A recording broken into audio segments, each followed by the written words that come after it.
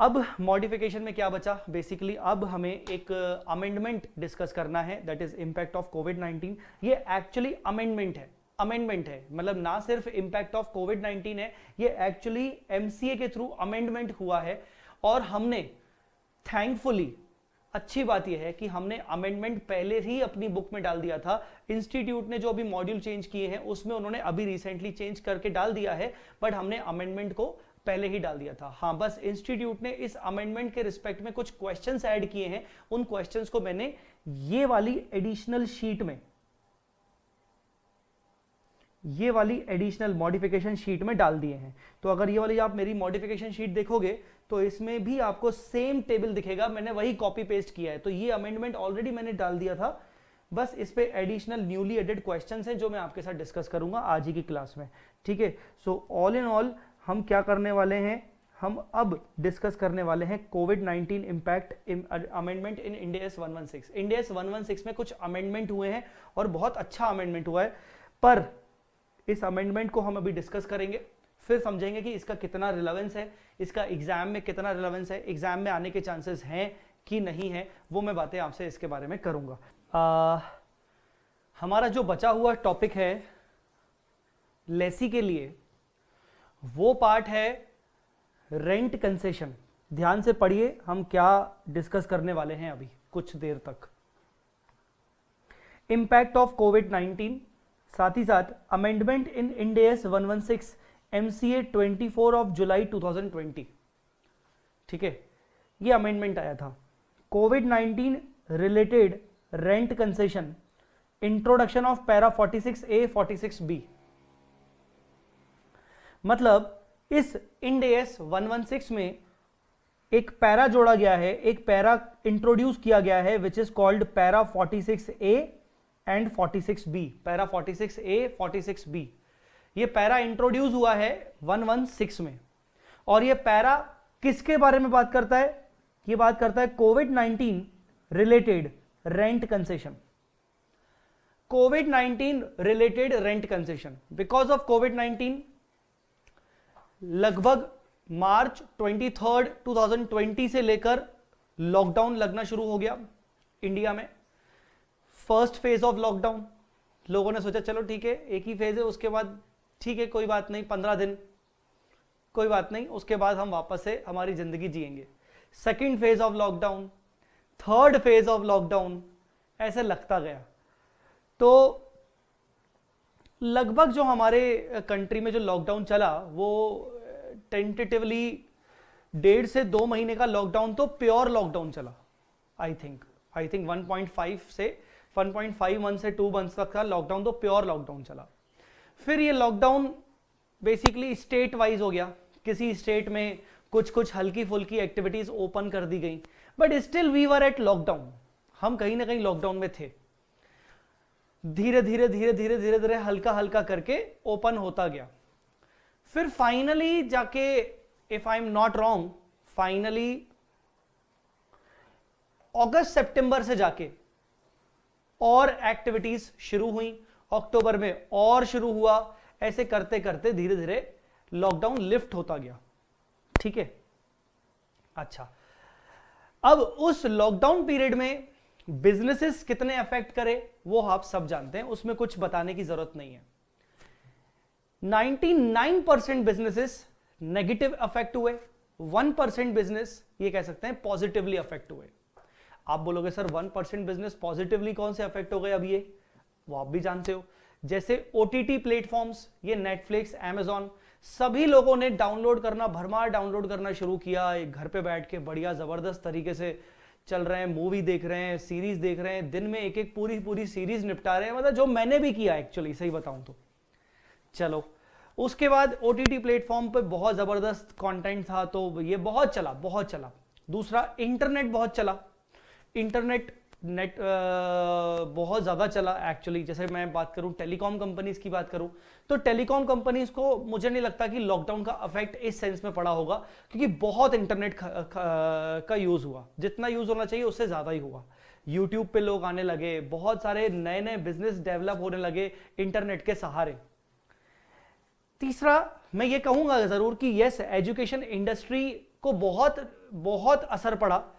मैं बोलूंगा कि एजुकेशन इंडस्ट्री में एक तरीके से बहुत बड़े बड़े चेंजेस आए। फेस टू फेस क्लासेस एक तरीके से खत्म हुई, बहुत सारे छोटे छोटे कोचिंग सेंटर्स बेचारे बंद हो गए, बहुत नुकसान हुआ। मैं ये नहीं बात कर रहा हूं सिर्फ सीए सीएस और कॉमर्स में, हर जगह। बट कुछ पर्टिकुलर कॉर्पोरेट्स को इसका बहुत अच्छा मौका मिला, मानो कि वो तो बस इसी पैंडेमिक, इसी लॉकडाउन का ही वेट कर रहे थे।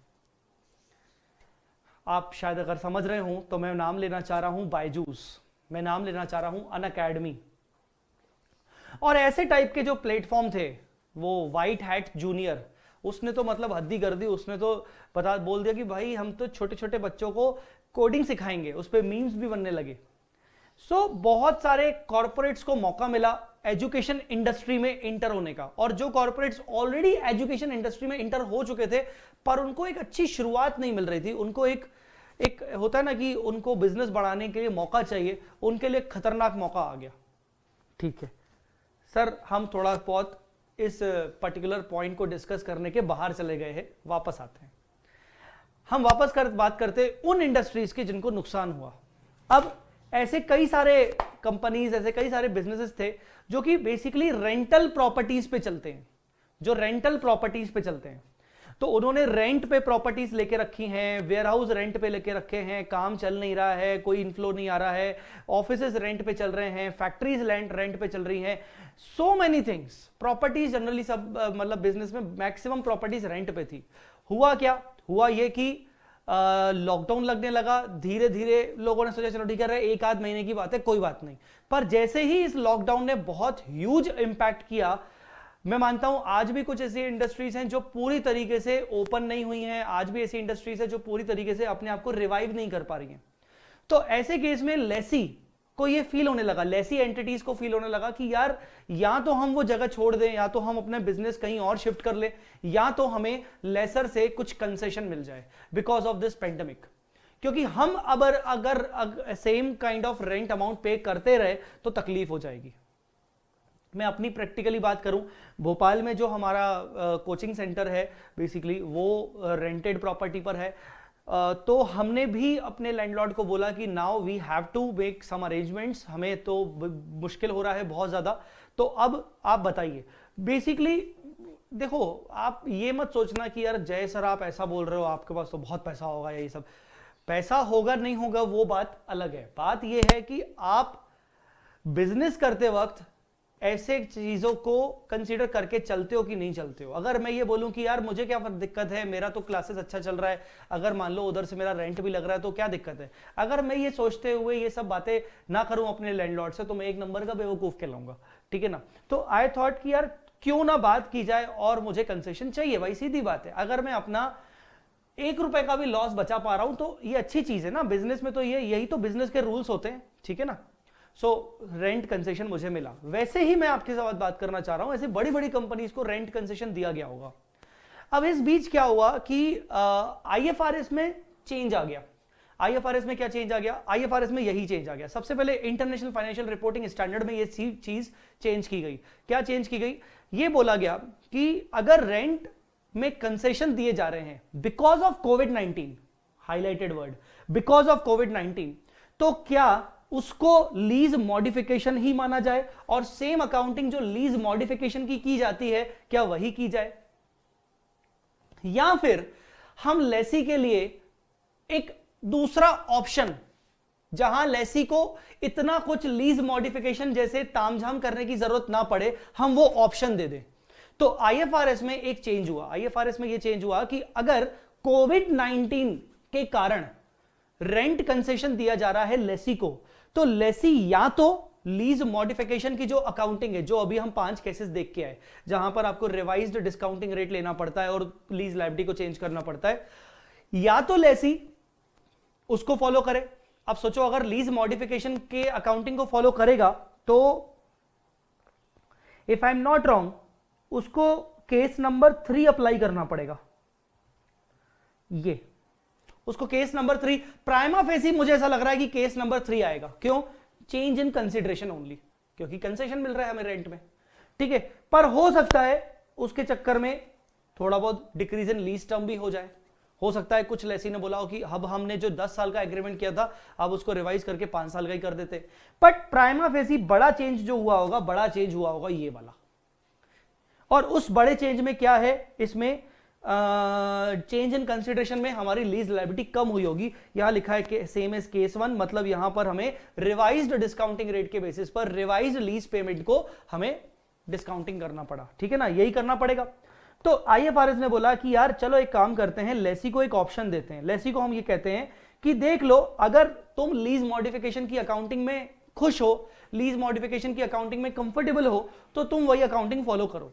पर अगर तुम्हें लगता है कि यार फिर न्यू डिस्काउंटिंग रेट ले लो, और जो ये कंसेशन हमें मिल रहा है ये तो सिर्फ 2-3 महीने के लिए मिला है, टेम्पररी कंसेशन है, वापस से लेसर सेम किराया लेना शुरू कर देगा, लीज रेंट लेना शुरू कर देगा, उसके लिए मैं इतना तामझाम करूं, ये भी बात समझ में आई। अब यार कंसेशन जो दिया जा रहा है रेंट में, वो ऐसा थोड़ी कि 1-2 साल तक दिया जा रहा है। ये पेंडेमिक वाली सिचुएशन हर कोई जानता था शुरू से लेकर कि यार ये टेम्पररी है, ये टेम्पररी है, भले 2 महीने, 4 महीने, 6 महीने, 8, ये टेम्पररी है, ये परमानेंट नहीं है, कभी ना कभी तो खत्म होगा। सो बेसिकली जो मुझे कंसेशन मिल रहा है, और लेसर भी मुझे कौन सा कोई कंसेशन ये बोलेगा कि चलो ठीक है आज के 10 साल तक मैं तुम्हारा रेंट कम कर रहा हूं, ऐसा थोड़ी होता है। तो टेम्पररी पीरियड के लिए अगर रेंट कंसेशन मिल रहा है तो कहीं ना कहीं इतना तामझाम लीज मॉडिफिकेशन की अकाउंटिंग ट्रीटमेंट को फॉलो करके मैं क्यों करूं? मुझे कुछ शॉर्टकट बताओ जिससे मेरा काम आसान हो जाए। तो इसके लिए आईएफआरएस में अमेंडमेंट ये आया कि चलो ठीक है, लेसी अगर पहला ऑप्शन जो कि उसको मॉडिफिकेशन अकाउंटिंग करना चाहिए, अगर वो अप्लाई नहीं करता तो हम उसको एक दूसरा ऑप्शन देते हैं कि तू शॉर्टकट कर। शॉर्टकट मतलब ये कि तुझे कोई जरूरत नहीं है रिवाइज्ड डिस्काउंट रेट अप्लाई करने की, तू एक शॉर्टकट अप्लाई कर। उस शॉर्टकट को हम यहां बोलते हैं प्रैक्टिकल एक्सपीडिएट, ठीक है ना, प्रैक्टिकल एक्सपीडिएट। अब वो शॉर्टकट की क्या अकाउंटिंग है वो आपको आगे मालूम पड़ेगा, बट उसके लिए आईएफआरएस में चेंजेस हुए जो मैंने आपको बताया। उसके लिए कुछ कंडीशंस बताई गई कि वो शॉर्टकट तू कब अप्लाई कर सकता है। शॉर्टकट अप्लाई करने की कुछ कंडीशंस हैं, अगर वो कंडीशंस फुलफिल होगी तो ही तू शॉर्टकट अप्लाई करेगा। ये जो अमेंडमेंट आईएफआरएस में हुआ वो सेम अमेंडमेंट इंड एएस में आ गया। इंड एएस में भी सेम अमेंडमेंट इतना जल्दी आ गया। कभी भी जब आईएफआरएस में कुछ अमेंडमेंट्स होते हैं, रिविजन्स होते हैं, इंड एएस में वो चेंजेस करने में समय लगता है, बट इस अमेंडमेंट को इमीडिएट इफेक्ट से अप्लाई किया गया क्योंकि इसकी जरूरत थी एक्चुअली इमीडिएटली। तो एक अमेंडमेंट आया, अमेंडमेंट को इंड एएस में भी अमेंड किया गया, और 24 जुलाई 2020 को एमसीए ने नोटिफिकेशन निकाला कि आप विद इमीडिएट इफेक्ट आप ये कर सकते हो, ठीक है। अब ये तो बात थी कि ये अमेंडमेंट आया, क्यों आया, इसका रेलेवेंस एग्जाम में कितना है, और इसका रेलेवेंस आने वाले टाइम में एग्जाम में कब तक रहेगा। आई डोंट थिंक कि इसका रेलेवेंस आगे आने वाले बहुत सारे एग्जाम्स तक जाएगा, मेरे को पर्सनली नहीं लगता है। Why I am saying this, यार दिस इज कोविड-19 रिलेटेड रेंट कंसेशन, तो इसका रेलेवेंस मैक्सिमम किस में आने वाला है, upcoming May 21, November 21। I don't think कि नवंबर 21 के आगे के एग्जाम्स में इसका कोई रेलेवेंस होगा। तो कोई ऐसा स्टूडेंट जो मुझे सुन रहा है जिसका अटेम्प्ट आगे का है, और जनरल मैं मान के चल रहा हूं बल्कि मैक्सिमम स्टूडेंट नवंबर 21 के बाद के ही होंगे, स्पेशली 22 और 23 अटेम्प्ट जिनका आ रहा होगा, 24 आ रहा होगा माइट भी, ठीक है ना। सो पढ़ना तो उनको भी है, बट ये प्रैक्टिकली चीज कहीं ना कहीं उतना रेलेवेंट नहीं है जितना होना चाहिए अभी अपकमिंग अटेम्प्ट्स के लिए, ठीक है। चलो ये वाली बात भी समझ में आई। तो ये इसका इंपॉर्टेंस लेवल ज्यादा नहीं है, अपकमिंग कुछ एग्जाम के लिए इंपॉर्टेंस लेवल है, ठीक है। तो अब हम पढ़ना शुरू कर रहे हैं। अब मैं आपको कहां से पढ़ा रहा हूं, मैं आपको अपने मेन मॉड्यूल 1 के नोट्स से फिलहाल ना पढ़ाते हुए मैं आपको पढ़ाना चाह रहा हूं वो एडिशनल शीट से जो मैंने अभी आपको लेक्चर स्टार्ट करते वक्त बताया कि आपको कहां कहां से मिल सकता है, वही चीज है, वहीं से पढ़ा रहा हूं मैं, ठीक है ना। तो यहां से अपन पढ़ना शुरू करने वाले हैं, ठीक है ना। वेट अ मिनट बेटा, 1 मिनट का वेट कर लीजिए please.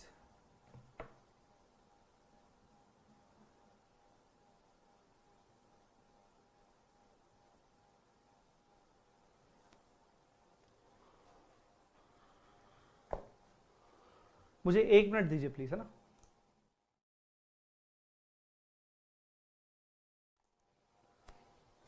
Okay, sorry for the interpretation.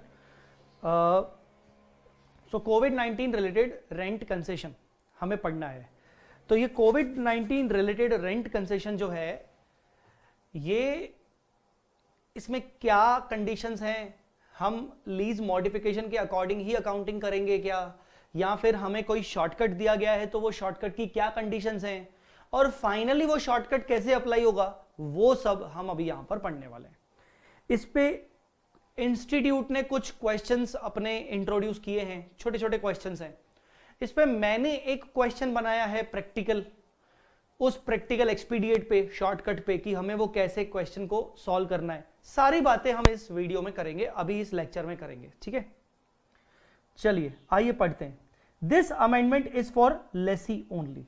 The most important thing to note is कि जो ये रेंट रिलेटेड कंसेशन आया है, कोविड-19 रिलेटेड रेंट कंसेशन आया है, पैरा 46A 46B जो इंट्रोड्यूस किया गया है, वो सिर्फ लेसी को ध्यान में रखते हुए इंट्रोड्यूस किया गया है। मतलब इसका, इस पैराग्राफ, इस अमेंडमेंट का बेनिफिट लेसर नहीं ले पाएगा, सिर्फ लेसी को बोला गया है, ठीक है। Conditions for application of this amendment. अगर आपको इस अमेंडमेंट को अप्लाई करना है, अगर आपको इस अमेंडमेंट को का बेनिफिट लेना है, मतलब अगर आप प्रैक्टिकल एक्सपीडिएंट, मतलब शॉर्टकट का बेनिफिट लेना है, अगर आपको लीज मॉडिफिकेशन की अकाउंटिंग नहीं करनी है, तो आपको पैरा 46B में बताई गई कंडीशंस को फुलफिल करना पड़ेगा। 4 कंडीशंस हैं। पहली, change in lease payment must be in direct consequence of कोविड-19।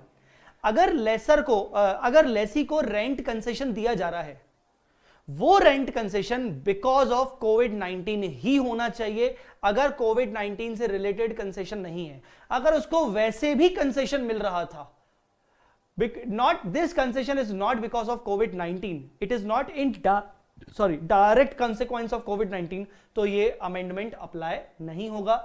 लेसी को अगर रेंट कंसेशन दिया जा रहा है other than because of covid, other than the reason of कोविड-19, तो वो नॉर्मल मॉडिफिकेशन की अकाउंटिंग उसके लिए ऑलरेडी बताई गई है। तो कहने का मतलब ये कुछ नया नहीं है। हम तो अगर रेंट कंसेशन दिया जा रहा है तो ये तो मॉडिफिकेशन हुआ, और मॉडिफिकेशन की अकाउंटिंग 116 में ऑलरेडी बताई गई है, जो हमने अभी डिस्कस की। बट अगर आपको प्रैक्टिकल एक्सपीडिएट अकाउंटिंग, जो कि इस अमेंडमेंट में बताई गई है, वो फॉलो करनी है, तो उसके लिए जो कंसेशन आप लेसी को दिया गया है, वो देखना पड़ेगा कि वो कंसेशन बिकॉज ऑफ कोविड-19 है क्या। पहली कंडीशन फुलफिल होनी चाहिए। दूसरी कंडीशन, रिवाइज्ड। आप देखो, जब अगर उसको कंसेशन मिलेगा तो उसके लीज पेमेंट को रिवाइज किया जाएगा। सर कंसेशन कैसे मिल सकता है? कंसेशन ये मिल सकता है कि जो लीज रेंट हम पे कर रहे थे हर महीने का, उसमें थोड़ा सा वो कम हो जाए। कंसेशन अलग अलग तरीके से मिल सकते हैं। पॉइंट नंबर 1, अप्रैल मई जून 3 महीने का रेंट मुझसे चार्ज नहीं किया जाएगा, 0। केस नंबर 2, अप्रैल मई जून 3 महीने का रेंट मुझसे 50% चार्ज किया जाएगा, या 60%, या 70%, या 40%, वॉटएवर। केस नंबर 3, अप्रैल में जून का मुझसे रेंट चार्ज नहीं किया जाएगा, पर जो भी रेंट अप्रैल में जून का है वो जुलाई अगस्त सितंबर में डबल लिया जाएगा। ये भी एक कंसेशन है ना, कि अप्रैल मई जून में मुझे राहत दे दी गई कि चलो मुझे लेसर ने बोला पे मत करो, तुम इसको जुलाई से लेकर डबल पे कर देना 3 महीने तक। ये भी एक कंसेशन माना जाएगा। सो रिवाइज्ड लीज पेमेंट मतलब after concession should be equal to और less than the original lease payment before such changes made. जो रिवाइज्ड लीज पेमेंट है वो या तो ओरिजिनल लीज पेमेंट से कम हो या तो उसके बराबर हो, उससे ज्यादा नहीं। मतलब जो आपके जो रिवाइज किए जा रहे हैं लीज पेमेंट, वो ऐसे ना हो जाएं कि भैया उल्टा बल्कि आपसे ज्यादा चार्ज किया जा रहा है, ऐसा नहीं होना चाहिए। कैसे हो सकता है? अप्रैल में जून में मैंने आपको कंसेशन दे दिया, अप्रैल में जून में कंसेशन दे दिया, every month the rent is 1 lakh rupees, every month the rent is 1 lakh rupees. मेरी बात को ध्यान से समझना। यस, कोविड-19 के कारण मुझे कंसेशन दिया गया अप्रैल मई जून मंथ का। मुझे कहा गया कि अप्रैल में जून का मुझे पे करने की जरूरत नहीं है, मुझे पे करने की जरूरत नहीं है, 1 लाख 1 लाख 1 लाख मुझे नहीं पे करना। बट जुलाई अगस्त सितंबर में मुझे 2,50,2,50,2,50 पे करना पड़ेगा। मतलब जुलाई अगस्त सितंबर का नॉर्मल 1 लाख 1 लाख 1 लाख तो करना ही पड़ेगा, पर जो मैंने अप्रैल मई जून का 1 लाख पे नहीं किया वो भी मुझे जुलाई अगस्त सितंबर में पे करना पड़ेगा। और तो और 1 लाख नहीं, 1 लाख से ज्यादा, मतलब 150 एक्स्ट्रा पे करना पड़ेगा। देखो मेरा हर महीने का रेंट जो है वो 1 लाख पर मंथ है। अप्रैल मई जून 1 लाख 1 लाख 1 लाख डिफर कर दिया गया, बोला गया कि तुम जुलाई अगस्त सितंबर में पे करो। तो कायदे से मुझे कितना पे करना चाहिए? अगर मुझे जुलाई में बोला जा रहा है कि 2 लाख पे करूं, अगस्त में 2 लाख, सितंबर में 2 लाख, फिर अक्टूबर से वापस 1-1 लाख, तो भी माना जाएगा कि हाँ ये कंडीशन फुलफिल हुई है, because it is also consider as concession यार, कि ठीक है अमाउंट में कंसेशन नहीं मिल रहा है पर डिफरल में कंसेशन मिल रहा है, कि चलो ठीक है लेट पेमेंट कर देना, अगले महीने के साथ जोड़ के दे देना। बट अगर तुम साला ये बोल रहे हो कि यार अगले महीने के साथ जोड़ के दे देना प्लस तुझे ज्यादा ही देना पड़ेगा, मैंने तेरे को कंसेशन दिया है, इसको कोविड-19 का कंसेशन नहीं माना जाए, मतलब इसको कंसेशन नहीं मान सकते। जो कंसेशन है, जो रिवाइज लीज पेमेंट्स हैं, दैट मस्ट बी इक्वल और लेस देन द ओरिजिनल, ठीक है ना। मतलब कंसेशन भी दे रहे हो, एहसान भी कर रहे हो, और वापस एंड में तुम मुझसे ज्यादा ही पैसा ले रहे हो, ऐसा नहीं चलने वाला, ठीक है ना। तो यहां पर ये जो सेकंड नंबर पॉइंट है ये इंपॉर्टेंट तो है, पर यहां पर इंस्टीट्यूट बोल रहा हूं, एंटिटी जिसको कंसेशन दिया जा रहा है उसके ऊपर कहीं ना कहीं एक डिसीजन मेकिंग वाला पॉइंट है कि उसको ये चेक देखना है कि उसके लिए वो कंसेशन है कि नहीं है। यहां अगर मैं आपको बोलूं कि मुझे बोला गया अप्रैल मई जून का पेमेंट मत करो, पर जुलाई में तुम हमें पेमेंट करना। अप्रैल मई जून का 1 लाख 1 लाख 1 लाख बनता है, जुलाई अगस्त सितंबर का भी 1 लाख 1 लाख 1 लाख बनता है, पर तुम जुलाई का 2,05,000 दे देना, जुलाई अगस्त का 2,05,000 दे देना, सितंबर का 2,05,000 दे देना। मतलब हमसे 5,000 एक्स्ट्रा लिया जा रहा है, and this is not like कि एक्स्ट्रा कुछ ओवर लिया जा रहा है, ये एक्स्ट्रा 5,000 इसलिए लिया जा रहा है ताकि वो टाइम वैल्यू ऑफ मनी को कंसीडर करने के लिए, दैट्स इट, बाकी और कोई रीजन नहीं है। तो यहां पर लेसी बोल सकता है कि यार मुझे ये भी एक कंसेशन लग रहा है, तो ठीक है कोई बात नहीं, बट 1,05,000 की बजाय 1,50,000 बोल दें तो यार ये टाइम वैल्यू ऑफ मनी नहीं होती, ठीक है ना। तो बेसिकली ये जो सेकंड नंबर पॉइंट है ये बहुत ज्यादा सब्जेक्टिव है कि आपके लिए वो चीज बेनिफिट में दिख रही है कि नहीं दिख रही है। इस पॉइंट के अनुसार सिर्फ कहने का इंटेंशन ये है 116 का कि क्या वो लेसी को एक्चुअल बेनिफिट दिया जा रहा है कि नहीं दिया जा रहा है बिकॉज ऑफ कोविड-19। अगर वो लेसी के लिए एक्चुअल बेनिफिट वाली चीज है तो डेफिनेटली आप इसको मान सकते हो कि आपकी सेकंड कंडीशन फुलफिल हुई। थर्ड कंडीशन रिडक्शन है, हाँ ये वाला थर्ड कंडीशन में और इसको एलिबोरेट किया गया है, देखो ध्यान से पढ़ो इसको, आप पहले खुद पढ़ो फिर मैं आपको पढ़वाऊंगा। Reduction in lease payment affects the payment due on or before 30th June 2021। एक दूसरी बात और, अब यार 30th जून 2021, ठीक है ना, 30th जून 2021, अभी तो ये डेट आई नहीं है, जीवन जिस टाइम पे मैं ये लेक्चर ले रहा हूं ये डेट अभी भी फ्यूचर में आने वाली है कुछ टाइम बाद। तो कहने का मतलब देखो इस पॉइंट से समझ में आता है कि हम ह्यूमन बीइंग कितने एक्सपेक्टेशन करके चलते हैं। हमें पता है कि कोविड-19 की सिचुएशन तो खत्म होगी ही होगी कभी ना कभी, और लेसर भी आपको अगर कंसेशन दे रहा है तो हमेशा के लिए तो देगा नहीं। तो थर्ड कंडीशन कहता है कि जो कंसेशन आपको दिया जा रहा है बिकॉज ऑफ कोविड-19 वो मैक्सिमम से maximum up to 30th June 2021 तक अफेक्टेड हो। मतलब अगर आपको कंसेशन 30th जून 2021 के बाद के पीरियड के लिए भी दिया जा रहा है तो माना जाएगा कि आपने ये कंडीशन फुलफिल नहीं की है, आप अमेंडमेंट के बेनिफिट को नहीं अवेल कर सकते। अगर आपको अमेंडमेंट का बेनिफिट अवेल करना है, पहली कंडीशन आपको जो कंसेशन दिया जा रहा है that should be because of कोविड-19।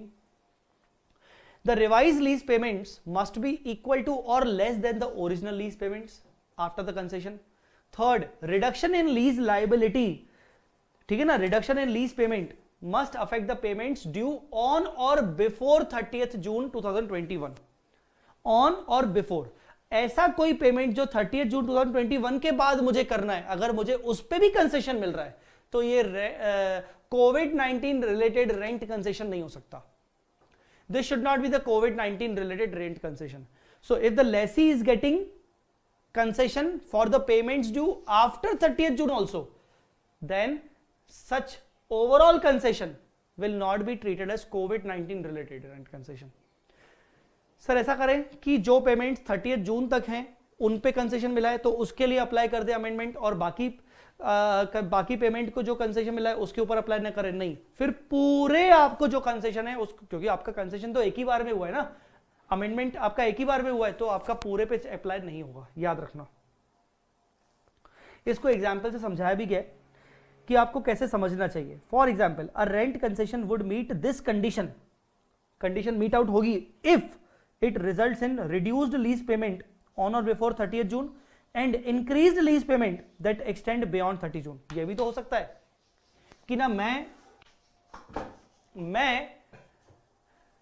आपसे अप्रैल 2020 से लेकर जब से लॉकडाउन लगा 30 जून 2021 तक रेंट में कंसेशन दे रहा हूं, जितना भी कंसेशन दे रहा हूं उतना आपको मुझे बाद में मतलब जुलाई 2021 से पे करना पड़ेगा।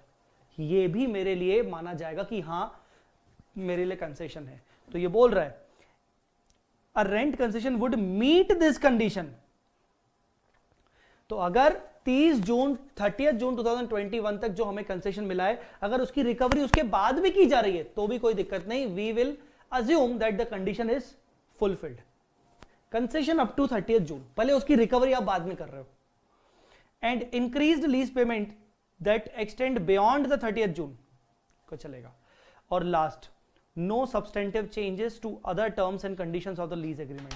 आपको सिर्फ और सिर्फ रेंट में कंसेशन दिया गया है, ना लीज टर्म बदलाव हुआ है, ना आरओयू में कोई बदलाव हुआ है, ये जरूर याद रखना।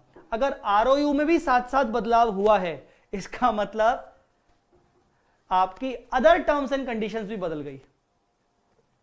अगर लीज टर्म भी आपस अगर चेंज हुआ है तो माना जाएगा कि आपकी अदर कंडीशंस में भी बदलाव हुआ है। सो अदर कंडीशंस में कोई सब्सटैंटिव चेंज नहीं आना चाहिए। सब्सटैंटिव चेंज मतलब कोई बड़ा चेंज, जैसे आरओयू को भी खत्म कर दिया, ये एक बड़ा चेंज है। This is not covered under this amendment. So apart from rent related concession, there should not be any other change in terms and conditions. There should not be any other substantive change. तो ये चार conditions आपको बहुत अच्छे से याद रखनी है कि अगर आप पैरा 46A पैरा 46B का फायदा उठाना चाहते हो। सर आप इतनी देर से बोल रहे हो फायदा क्या है, मैं आपको बता रहा हूं अभी आगे फायदा क्या आएगा। अगर आप पैरा 46A और पैरा 46B का फायदा उठाना चाहते हो, शॉर्ट में सुन लो, फायदा यह है कि आपको लीज मॉडिफिकेशन की अकाउंटिंग करने की जरूरत नहीं, आपको बहुत ही सिंपल ट्रीटमेंट करना है, ठीक है। तो अगर आप उसका फायदा उठाना चाहते हो तो आपको चार कंडीशन फुलफिल करनी पड़ेगी। Condition number 1, rent concession should be related should be due to COVID-19 impact only। दूसरा, ऐसे नहीं कि जनरल आपको वैसे भी रेंट कंसेशन दिया जा रहा है। दूसरा, revised lease payments after the concession must be less than or equal to the original lease payments when such changes made, ठीक है ना। तीसरा क्या था, reduction in lease payments must be made for those payments due on or before 30th June 2021। और fourth condition, there should not be any other substantive change in other terms and conditions। There should not be any substantive change in other terms and conditions। other terms and condition में कोई बड़ा change नहीं होना चाहिए। छुटपुट change चलो चलेगा। Substantive change like आरओयू को भी कम कर दिया गया, लीज टर्म को भी कम कर दिया गया या बढ़ा दिया गया, ये सब नहीं होना चाहिए, ठीक है। तो कोई और सब्सटेंटिव चेंज नहीं होना चाहिए। आगे बढ़ते। If any of the above condition is not satisfied, अगर चार में से कोई एक कंडीशन भी सेटिस्फाइड नहीं हुई, चार में से एक नहीं हुई, तीन हो गई, तो भी माना जाएगा कि आपको बेनिफिट नहीं मिलेगा। Any of the above condition is not satisfied then change in lease rental will be considered as lease modification. It is already discussed in the details above. Obviously देखो, अगर चारों की चारों कंडीशन फुलफिल होती हैं तो आपके पास ऑप्शन है कि आप लीज मॉडिफिकेशन की अकाउंटिंग मत करो, आप जो अकाउंटिंग पैरा 46A 46B में दी गई है वो करो। पर अगर चारों में से कोई एक भी कंडीशन, चारों में से तीन कंडीशन फुलफिल हो गई, एक नहीं हुई, तो भी माना जाएगा कि आपको पैरा 46 का एडवांटेज नहीं मिलेगा, आपको तो लीज मॉडिफिकेशन अकाउंटिंग ही करना है जो भी आपके चेंजेस हुए हैं। सर लीज मॉडिफिकेशन की अकाउंटिंग क्या कहती है? लीज मॉडिफिकेशन की अकाउंटिंग कहती है कि आपको revise lease liability at revise discounting rate and reduction will be charge to ROU. आपको रिवाइज लीज लायबिलिटी निकालनी पड़ती है, रिवाइज्ड डिस्काउंटिंग रेट पर निकालनी पड़ती है, जो भी चेंजेस आते हैं आपको आरओयू में इंपैक्ट करना पड़ता है। याद आ रहा है कि नहीं? Lease liability account debit to ROU, मतलब उसके लिए आपको रिवाइज्ड डिस्काउंटिंग रेट लेना पड़ता है। याद आ रहा है कि नहीं? ये आपकी मॉडिफिकेशन वाली अकाउंटिंग है।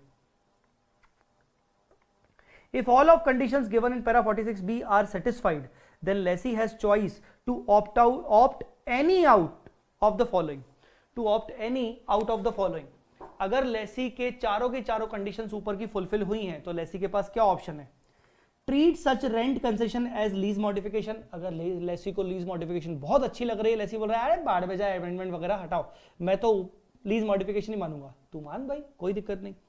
पर जनरली ऐसा होता है कि ये क्योंकि टेम्पररी पीरियड के लिए,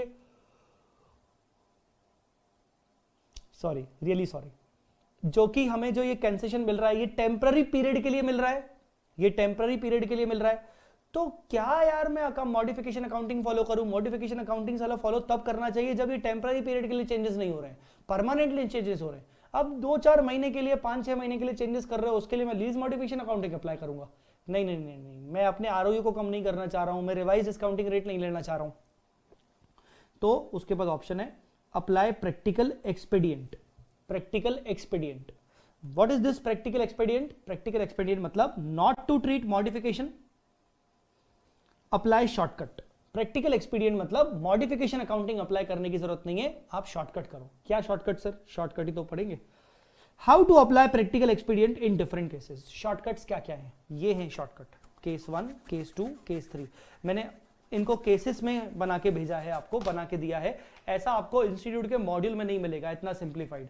तो मैंने इसको थोड़ा सा सिंप्लीफाई किया है कि केस 1 क्या क्या शॉर्ट, मतलब क्या क्या केसेस के अकॉर्डिंग आप शॉर्टकट कर सकते हो, क्या क्या सिचुएशन क्रिएट हुई होंगी एक्चुअली उस लॉकडाउन पीरियड में लेसीज के साथ।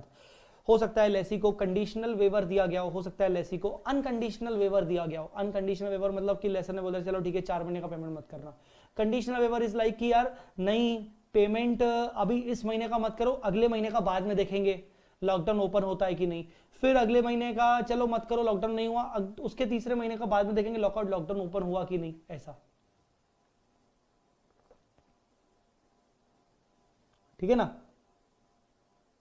क्लियर बेटा? तो ये कुछ केसेस हैं, I want you to read these cases. आप केस नंबर 1 एटलीस्ट रीड करो, फिर अपन आगे बढ़ते हैं।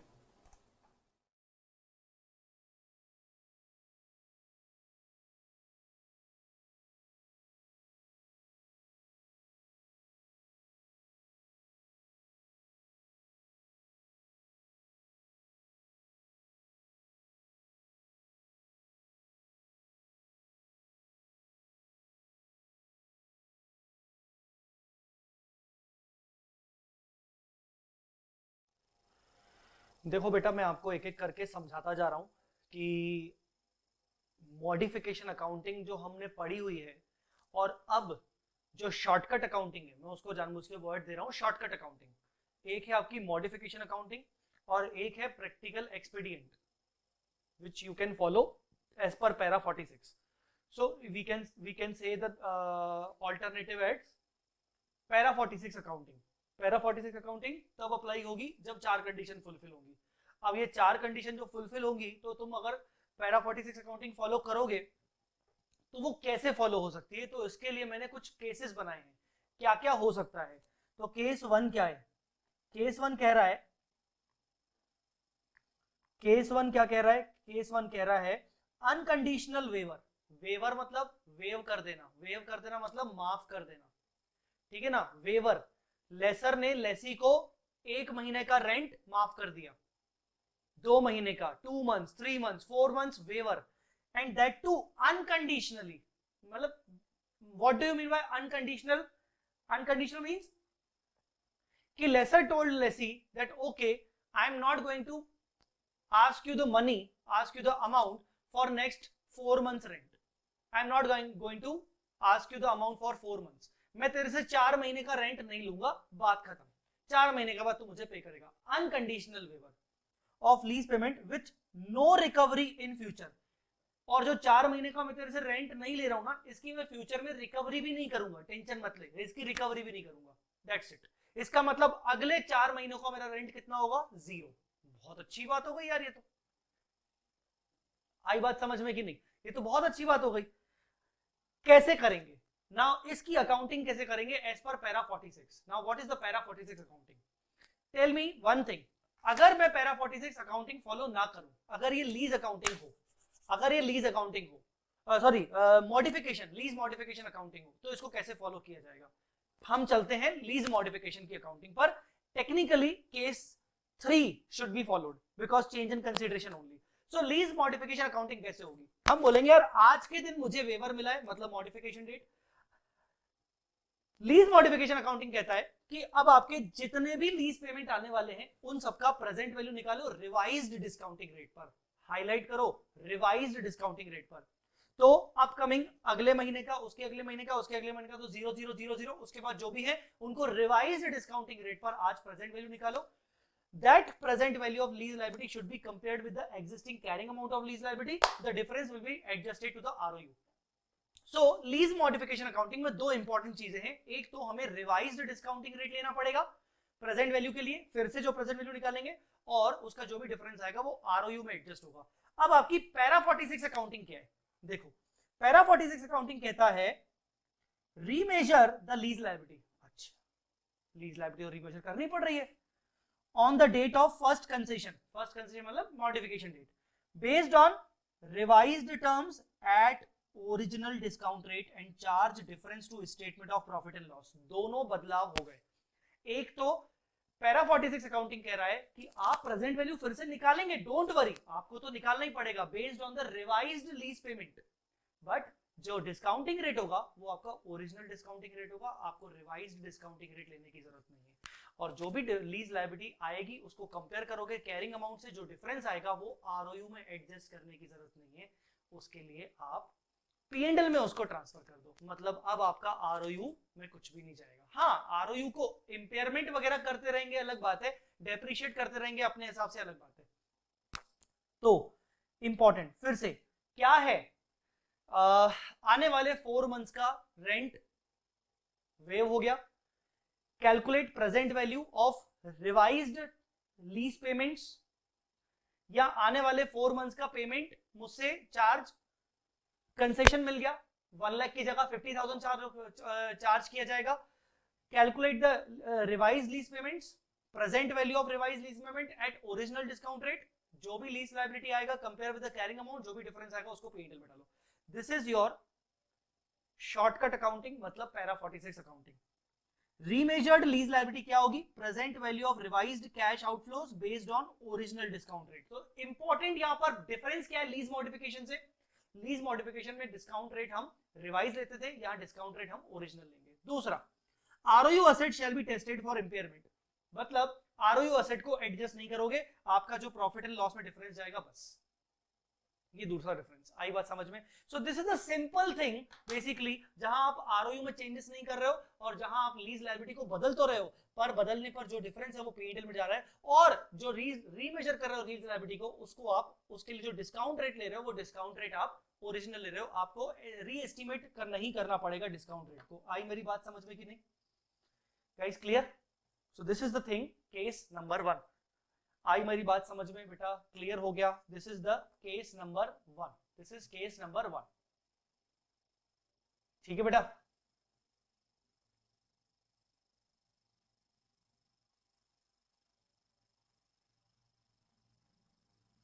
केस नंबर 1 समझ आया? करवाऊं आपको मैं ये केस नंबर 1 सॉल्व करवाता हूं। चलो, ये केस नंबर 1 आपको सॉल्व करवाता हूं। इसका क्वेश्चन आपको हमारे मॉड्यूल 1 में ही मिल जाएगा, ऑलरेडी मैंने मॉड्यूल 1 में इसका क्वेश्चन डाला हुआ है, आई थिंक इलस्ट्रेशन नंबर 34। बस मॉड्यूल 1 में आ जाओ और इलस्ट्रेशन नंबर 34 पे आ जाओ और इसको लिख दो एग्जाम। और वो भी एग्जाम, अगर मुझे तो पर्सनली लगता है अगर वो भी आपका अपकमिंग मई 21 नवंबर 21 एग्जाम है, मुझे लगता है वो वाले बच्चे तो मुझे बहुत ही कम देख रहे होंगे, क्योंकि आई होप जब भी हम एफआर की क्लासेस परचेज करते हैं तो वही स्टूडेंट परचेज करते हैं जो इंटर से जस्ट अभी क्लियर होके आए हैं और उन्होंने पहला सब्जेक्ट एफआर लिया है या फिर दूसरा सब्जेक्ट लिया है और जिनके पास 2 साल का तो मिनिमम टाइम है, ऐसा मेरा मानना है। तो ऑब्वियसली जिस टाइम पे मैं रिकॉर्डिंग कर रहा हूँ अभी तो मई 21 आने ही वाला है, तो मुझे नहीं लगता कि क्या है कैसा है आगे के लेक्चर्स, आगे के जो बच्चे हैं उनके हिसाब से तो मुझे नहीं लगता कि ये क्वेश्चन एग्जाम पर्पस के लिए होना चाहिए, बट फिर भी चलो ठीक है, मैंने एग्जाम पर्पस लिखवा दिया। अब आते हैं मुद्दे पे। ये जो एग्जाम्पल है ये मैंने खुद ड्राफ्ट किया है, ये कोई इंस्टीट्यूट का एग्जाम्पल नहीं है, ठीक है। लीज टर्म 2 इयर्स है, ध्यान से देखिए मैंने बिल्कुल प्रैक्टिकल एग्जाम्पल लिया है। 2 साल का लीज टर्म है, लीज टर्म में चाहता तो मैं 10 साल का भी ले सकता था, पर ना वो कैलकुलेशन बहुत ज्यादा हो जाती। आप बोलोगे सर ज्यादा कैसे होती, 10 साल का डिस्काउंटिंग करने में तो कोई दिक्कत थोड़ी है, ऐसे तो क्वेश्चन हमने किए नहीं। यहाँ पर मुझे मंथली रेंटल लेना है, मैंने बोला ना प्रैक्टिकल मैंने एग्जाम्पल बनाया है। हम बेसिकली जनरली हम रेंटल मंथली बेसिस पे पे करते हैं। तो 2 साल from 1 Jan 20 onwards, lease rent 50,000 per month. तो हर मंथ का डिस्काउंटिंग करना, साल में 12 महीने, 10 साल में 120 महीने, अगर मैं 10 साल ले लेता तो मुझे 120 टाइम्स इक्वल टू दबाना पड़ता।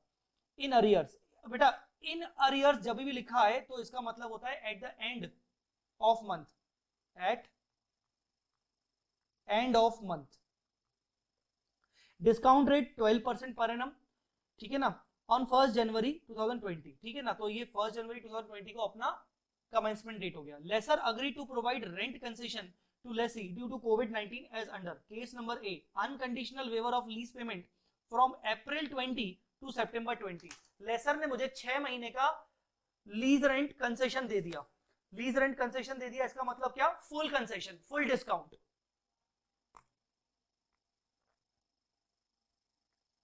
अज्यूम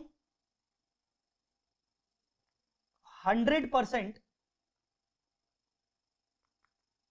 कंसेशन, अज्यूम 100% कंसेशन, मतलब अप्रैल एंडिंग पर, मई एंडिंग पर, जून एंडिंग पर, जुलाई एंडिंग पर, अगस्त एंडिंग पर और सितंबर एंडिंग पर मुझे कुछ पे करने की जरूरत नहीं है। अब इस केस को हम कैसे करेंगे, सबसे पहले तो कमेंसमेंट डेट 1 जनवरी 2020, हमें ये पता होना चाहिए हमारा इनिशियल रिकॉग्निशन क्या है। हमारा जो डिस्काउंट रेट है वो है 12% पर एनम। जो डिस्काउंट रेट है वो है 12% per annum. Discount rate is 12% per annum. तो हमें चाहिए डिस्काउंट रेट 1% पर मंथ। हमें 1% पर मंथ का डिस्काउंट रेट चाहिए, ठीक है ना, 1% पर मंथ का डिस्काउंट रेट चाहिए। लीज टर्म कितना है, लीज टर्म कितना है, 2 इयर्स। तो मैं 2 इयर्स को लिख रहा हूं 24 मंथ्स। आई बात समझ में कि नहीं, 24 मंथ्स। अच्छा, लीज पेमेंट कितना है, लीज पेमेंट कितना है, 50,000 पर मंथ। तो हम बोलेंगे इनिशियल रिकॉग्निशन, मैं क्या करूंगा, मैं 12% को कंसीडर नहीं करूंगा, मुझे 12% नहीं चाहिए, मुझे 1% के हिसाब से चाहिए क्योंकि पर मंथ मेरे पेमेंट जा रहे हैं। तो मैं बोलूंगा इनिशियल रिकॉग्निशन 50,000 इंटू, मुझे 1% के हिसाब से 24 मंथ्स का डिस्काउंटिंग, तो 1 डिवाइडेड बाय 100 प्लस 1 मतलब 1.01 डिवाइड बाय इक्वल टू, कितनी बार करना है, 24 बार करना है।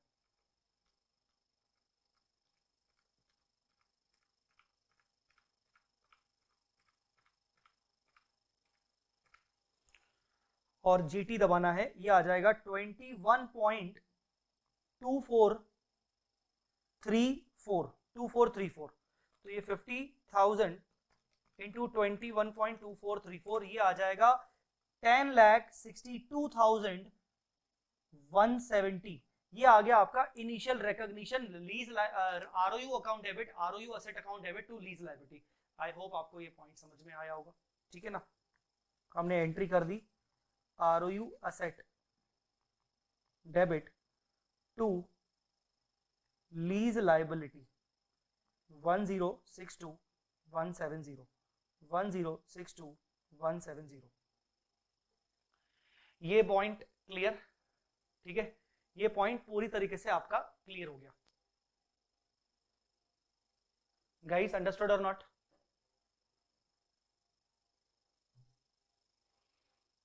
क्लियर?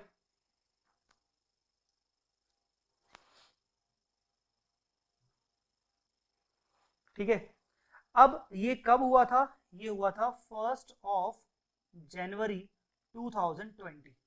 1 जनवरी 2020। हम क्या करेंगे सर? हमें कंसेशन कब मिला? हमें कंसेशन मिला अप्रैल मंथ से। तो हमने जनवरी का पेमेंट किया होगा, फरवरी का पेमेंट किया होगा, मार्च का पेमेंट किया होगा, अप्रैल पे आके हमने पेमेंट नहीं किया होगा। ठीक है ना? आइए मैं कुछ आपको दिखाता हूँ केस ए की थोड़ी सी बातें। ये आ जाइए केस ए। केस ए में present value of lease payment at 1% per month discounting at 1 January 50,000 into 21.2432। पिछला मैंने कितना लिया? 2434 लिया था, 2432 हो गया, कोई बात नहीं। ये आ गया 10,62,160। ये आपका ROU asset account debit to lease liability, आपका इनिशियल रिकॉग्निशन हो गया। इनिशियल रिकॉग्निशन आपको क्लियर? अब हमने 3 मंथ्स का पेमेंट किया होगा, तो कैसे किया होगा? ये लीज लायबिलिटी शेड्यूल बना लिया मैंने और इंटरेस्ट शेड्यूल बना लिया। तो सबसे पहले मंथ ऑफ जनवरी में आपका ओपनिंग बैलेंस 1062,160। ये 1062,160 इसके ऊपर लगेगा 1% का इंटरेस्ट पर मंथ बेसिस पे। अब हम इंटरेस्ट पर मंथ बेसिस पे लगाएंगे। ठीक है, तो ये 1% का इंटरेस्ट लगा और हमने लीज पेमेंट पे किया इन अरियर, मतलब एंड ऑफ द मंथ में, तो -50। तो ये क्लोजिंग बैलेंस आ गया, जनवरी का क्लोजिंग आ गया, जनवरी एंडिंग में। फिर फरवरी बिगनिंग में यही आपका ओपनिंग बैलेंस आया, इस पे आपने इंटरेस्ट लगाया, लीज पेमेंट किया, क्लोजिंग बैलेंस आ गया फरवरी एंडिंग का। फरवरी एंडिंग का क्लोजिंग बैलेंस मतलब मार्च का ओपनिंग बैलेंस। तो मार्च का ओपनिंग बैलेंस यही आया 983010, जो कि पिछला आपका फरवरी का क्लोजिंग था। इस पे आपने इंटरेस्ट चार्ज किया, आपने पेमेंट किया, मार्च का महीना चलो आपने पेमेंट कर दिया। मार्च में 23 मार्च को, if I am not wrong, 22 या 23 मार्च को लॉकडाउन लग गया था। ठीक है ना? 22 या 23 मार्च को लॉकडाउन लग गया था, वो जनता कर्फ्यू। ठीक है उससे उसके आसपास ही लग गया था। तो मान लो जो एंटिटी है ऐसी बोल रहा है, चलो ठीक है यार मार्च के महीने का रेंट पे कर दिया। इतनी जल्दी थोड़ी कोई सीरियस हुआ था कोरोना को लेकर। ठीक है, तो ये आपका मार्च महीने का क्लोजिंग आ गया। अप्रैल का ओपनिंग वही आ गया। अप्रैल का ओपनिंग के बाद इंटरेस्ट लगा, इंटरेस्ट भी लग गया क्योंकि जो लीज रेंट होता है वो तो मंथ के एंड में ड्यू होता है, तो साल भर पूरे महीने भर का इंटरेस्ट तो लगेगा ना। बट यहां आपने लीज रेंट पे नहीं किया because you got the concession. And how many months you got 6 months concession unconditionally. ठीक है ना? तो आपने यहां पर पे नहीं किया और आपका ये आ गया क्लोजिंग बैलेंस, जिसको मैं थोड़ा सा हाईलाइट कर देता हूं, ऑलरेडी बोर्ड में लिखा हुआ है। तो 952268। So on 30th April you got the on 30th April you haven't paid the amount. Now what you will do? आप क्या करोगे इस चीज को लेकर? आपको कंसेशन दिया गया तो आप इस चीज को लेकर किस तरीके से ट्रीट करोगे? आप इसको कैसे करके ट्रीट करोगे? ठीक है, आप इसको कैसे ट्रीट करोगे समझना मेरी बात को। Unconditional waiver of lease payment from April 20 से आपको मिल गया है ना? हम यहाँ अज्यूम कर रहे हैं कि जो हमारी बातचीत हुई है लेसर के साथ, जो हमें कंसेशन मिला है वो 1 अप्रैल को नहीं मिला है, वो हमें 30th अप्रैल को मिला है। ठीक है ना? हमें कंसेशन 30th अप्रैल को मिला है। तो हम बोलेंगे कि यार 30th अप्रैल को मुझे कंसेशन मिल गया, चलो मैंने 30th अप्रैल का लीज पेमेंट तो नहीं किया। अब हम क्या करेंगे? हम लीज मॉडिफिकेशन अकाउंटिंग तो कर नहीं रहे, हम कर रहे हैं पैरा 46 अकाउंटिंग, मतलब शॉर्टकट। शॉर्टकट भी करें तो भी हमें present value of revised cash outflows तो निकालने पड़ेंगे। तो अभी तक जो हमारे कैश आउटफ्लोस थे वो ये था कि मई का 50, जून का 50, जुलाई का 50, अगस्त का 50, सितंबर का 50 and so on. But now revised is मई का 0, जून का 0, जुलाई का 0, अगस्त का 0, सितंबर का 0, अक्टूबर का 50, नवंबर का 50 एंड सो ऑन। तो now we have our revised cash outflows, जिसकी हमें डिस्काउंटिंग करनी पड़ेगी ओरिजिनल डिस्काउंट रेट मतलब 1% पे। तो देखो, this is the revised lease liability is 659,595 to be determined as under। कैसे? मई 20 का लीज पेमेंट निल, जून का निल, जुलाई का निल, अगस्त का निल, सितंबर का निल, अक्टूबर का 50-50, ऐसे करते करते करते करते करते दिसंबर 21 तक चले गए। 24 मंथ्स कवर करने ना भाई। जनवरी फरवरी मार्च हो चुका है, अप्रैल भी 0 हो चुका है। So basically out of 24 months 4 months have been passed. तो 1 2 3 4 5 6 7 8 9 10 11, 12, 13, 14, 15, 16, 17, 18, 19, 20, 20 मंथ्स का हमें कैश आउटफ्लो हमें मिल गया। हमने उसका प्रेजेंट वैल्यू निकाला 1% पे, ओरिजिनल डिस्काउंट रेट, उसका हमारा प्रेजेंट वैल्यू आ गया दैट इज 65959, 659,595। ये रिवाइज्ड लायबिलिटी हमारा आ गया, और ये हमारा है carrying amount of lease liability. करना क्या है, आपको डिफरेंस निकालना है, मतलब 952268 और 659,595, आपको डिफरेंस आया। डिफरेंस कितना आया, adjustment entry as on 30/4 in case of practical expedient taken, lease liability account debit to profit and loss. ये इंपॉर्टेंट है आपके लिए समझना, टू प्रॉफिट एंड लॉस, हमने इसको प्रॉफिट एंड लॉस में डाल दिया। मैं पूरा सॉल्व इसलिए नहीं कर रहा हूं क्योंकि मैंने बाकायदा ये सॉल्व करवाया है और हमने लीज मॉडिफिकेशन अकाउंटिंग देखी है, तो हम समझ सकते हैं, हम इमेजिनेशन कर सकते हैं कि हाँ प्रेजेंट वैल्यू क्यों निकाल रहे हैं, कैसे निकाल रहे हैं। आपका ये लीज लायबिलिटी चला गया, that's it. Revise lease liability कितना आया, revised carrying amount of lease liability 659,595, ठीक है, on which finance charges for the further period to be calculated। अब आपका आज के दिन 30th अप्रैल को आपका रिवाइज लीज लायबिलिटी हो गया 659,595। तो देखो ध्यान से, मई का ओपनिंग बैलेंस आ गया 659,595, जबकि मई का ओपनिंग बैलेंस ओरिजिनली कितना था, मई का ओपनिंग बैलेंस था 952268, मतलब अप्रैल का क्लोजिंग, पर हमने 1 मई को ये एंट्री की, 30th अप्रैल या 1 मई को हमने एंट्री की, जैसे लीज लायबिलिटी कम हो गई। अब आपका मई का ओपनिंग बैलेंस ये आया, इस पे आपने फर्स्ट 1% इंटरेस्ट लगाया, पेमेंट आपको कुछ करना नहीं है, और आपका क्लोजिंग आया, वैसे ही आपका इंटरेस्ट लगता जा रहा है, लगता जा रहा है, लगता जा रहा है। अक्टूबर का जो ओपनिंग बैलेंस आया, यहां से वेवर खत्म, यहाँ पर आपका इंटरेस्ट लगा, और यहाँ से आपका लीज पेमेंट पे होना वापस से शुरू, और क्लोजिंग बैलेंस, और ऐसे सो ऑन कंटिन्यू आपका होता रहेगा। दिसंबर 21 तक अगर बाकी कोई चेंजेस नहीं हुए तो आपकी लीज लायबिलिटी 0 हो जाएगी, क्योंकि आपका लीज टर्म खत्म हो जाएगा। तो ये था आपका अनकंडीशनल वेवर। कुछ नहीं करना है, आपको पहले से ही पता है कि कितने मंथ्स का आपको वेवर मिला है, इसकी कोई फ्यूचर रिकवरी नहीं होगी, दैट्स इट। आप सिंपली इसको फॉलो करो, हो जाएगा केस। आई बात समझ में कि नहीं? मुझे लगता है कि आपको इसमें दो बातों पर फोकस करना चाहिए पैरा 46 की अकाउंटिंग पर। मैं आपको बताऊं, मैं चाहूं तो इस पर ज्यादा टाइम वेस्ट नहीं कर सकता हूं, बट मैं आपको बहुत ज्यादा डिटेल में एक्सप्लेन करने की कोशिश कर रहा हूं। समझने की बात करो, समझने की बात ये है कि पैरा 46 कहता है कि भाई दो बहुत महत्वपूर्ण, दो बहुत ज्यादा इंपॉर्टेंट डिफरेंसेस हैं नॉर्मल लीज मॉडिफिकेशन अकाउंटिंग से। ऐसे दो इंपॉर्टेंट डिफरेंसेस कौन से हैं? ऐसे दो इंपॉर्टेंट डिफरेंसेस हैं, पहला कि आप जब रिवाइज्ड लीज लायबिलिटी निकालोगे तो आपको डिस्काउंटिंग रेट जो लेना है वो ओरिजिनल डिस्काउंटिंग रेट लेना है, ठीक है ना, पहला इंपॉर्टेंट डिफरेंस। दूसरा, जो भी आपका प्रेजेंट वैल्यू आएगा उसको जब आप एग्जिस्टिंग कैरिंग अमाउंट से कंपेयर करोगे तो जो डिफरेंस आता है, आप उस लीज मॉडिफिकेशन में आरओयू में एडजस्ट करते थे, इस बार आप उसको पीएनएल में ले जाएंगे, दैट्स इट। बस इसके अलावा और कोई बदलाव नहीं है और कोई चेंजेस नहीं है। ये मैंने आपको करवाया केस नंबर ए, ठीक है ना। अभी आप क्या करेंगे, आप इस केस नंबर ए को प्रॉपरली एक बार देख लीजिए। मैंने आपको केस नंबर ए करवाया विच was based on first case 1, ठीक है। अब मैं चाहता हूं कि आप केस 3 पढ़ें, केस 2 ना पढ़ें फिलहाल, 2 मिनट केस 2 मत पढ़िए, आप पढ़िए केस नंबर 3, आप पढ़िए केस नंबर 3। केस नंबर 3 क्या है? Waiver of lease payment with future recovery. सुनना, waiver of lease payment with future recovery, इसको कैसे करेंगे, एग्जाम्पल देख लीजिए।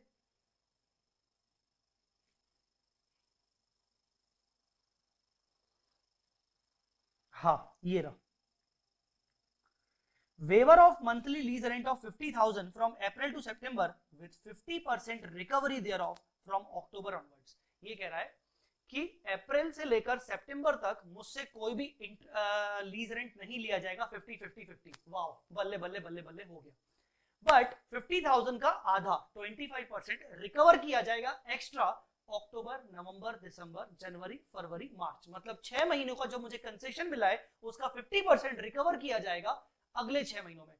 इसका मतलब अक्टूबर में मुझसे 75,000 लिया जाएगा, क्योंकि अक्टूबर का 50,000 लिया जाएगा प्लस 25,000 अप्रैल का, फिर नवंबर में नवंबर का 50,000 प्लस 25,000 मई का, दिसंबर में दिसंबर का 50,000 प्लस 25,000 जून का, एंड सो ऑन। तो ये केस बी आप सोचो कैसे होगा। मैं आपको एक बात बताऊं, जैसे आपने ऊपर किया केस है वैसे ही केस भी होगा। करना क्या है, आपका रिवाइज्ड कैश आउटफ्लोस तैयार हो चुके हैं, आपके रिवाइज कैश आउटफ्लोज क्या है, अप्रैल एंडिंग पर आपको कंसेशन मिला तो अप्रैल एंडिंग पर तो आपने जीरो आपने पे नहीं किया, मई एंडिंग जीरो, मई से लेकर सोचोगे मई में लीज पेमेंट जीरो, जून जीरो, जुलाई जीरो, अगस्त जीरो, सितंबर जीरो, अक्टूबर 75, नवंबर 75, दिसंबर 75, जनवरी 75, फरवरी 75, मार्च 75, अप्रैल नेक्स्ट मंथ का नेक्स्ट ईयर का अप्रैल वापस से 50, मई 50, जून 50, ऐसे करके। आइए मैं बता रहा हूं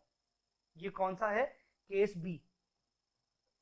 केस बी, तो केस बी में वही हो गया फर्स्ट पॉइंट, तो आपका फर्स्ट पॉइंट वही हो गया, ठीक है। Same ROU initial recognition, this is your initial recognition. Second lease liability and interest schedule is same to same 952268 because you haven't paid for the April month. Carrying amount is 952268.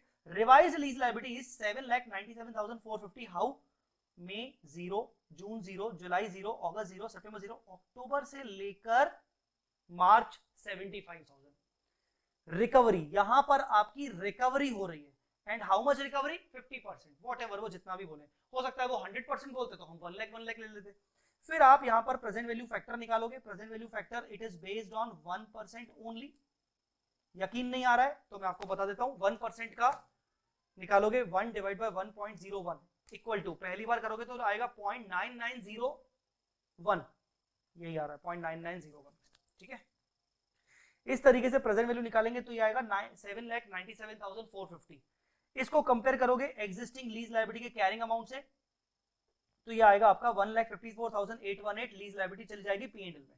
That's it, बहुत ही आसान है यार, क्या दिक्कत है, ये आपका चला गया आपका पीएनएल में। आपकी revised carrying amount of lease liability कितनी हो जाएगी, 7,87,450, ठीक है ना। और उस 7,87, एक सेकंड, 797 की 787, 797, ये गलत है, 797, ये 797,450 के ऊपर वापस से इंटरेस्ट लगना शुरू हो जाएगा 1%, जबकि पे तो हम कुछ नहीं कर रहे हैं, और क्लोजिंग बैलेंस वैसे ही करते करते फिर यहां से 75,000 पे करते रहेंगे and so on.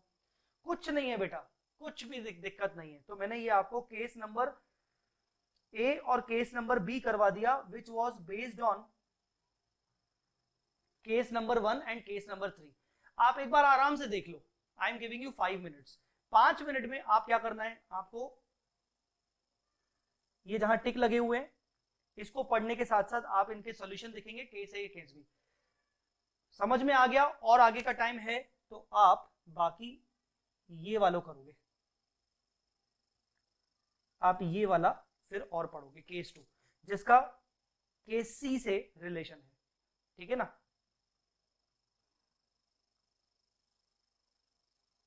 Case 2 above जिसका सी से रिलेशन है। चलो आप इसको पहले एक बार देख लो, फिर अपन आगे बढ़ते हैं, ठीक है। इसको आप एक देख लो एक बार, फिर अपन आगे बढ़ते हैं। 5 मिनट का टाइम दे रहा हूं।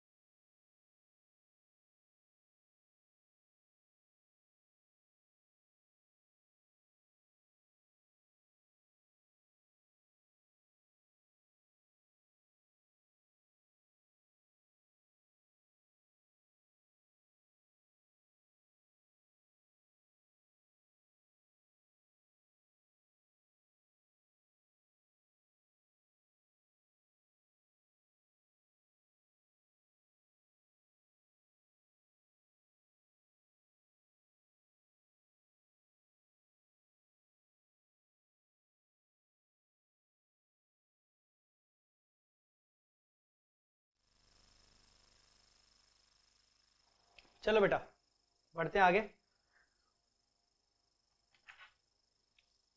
ठीक है,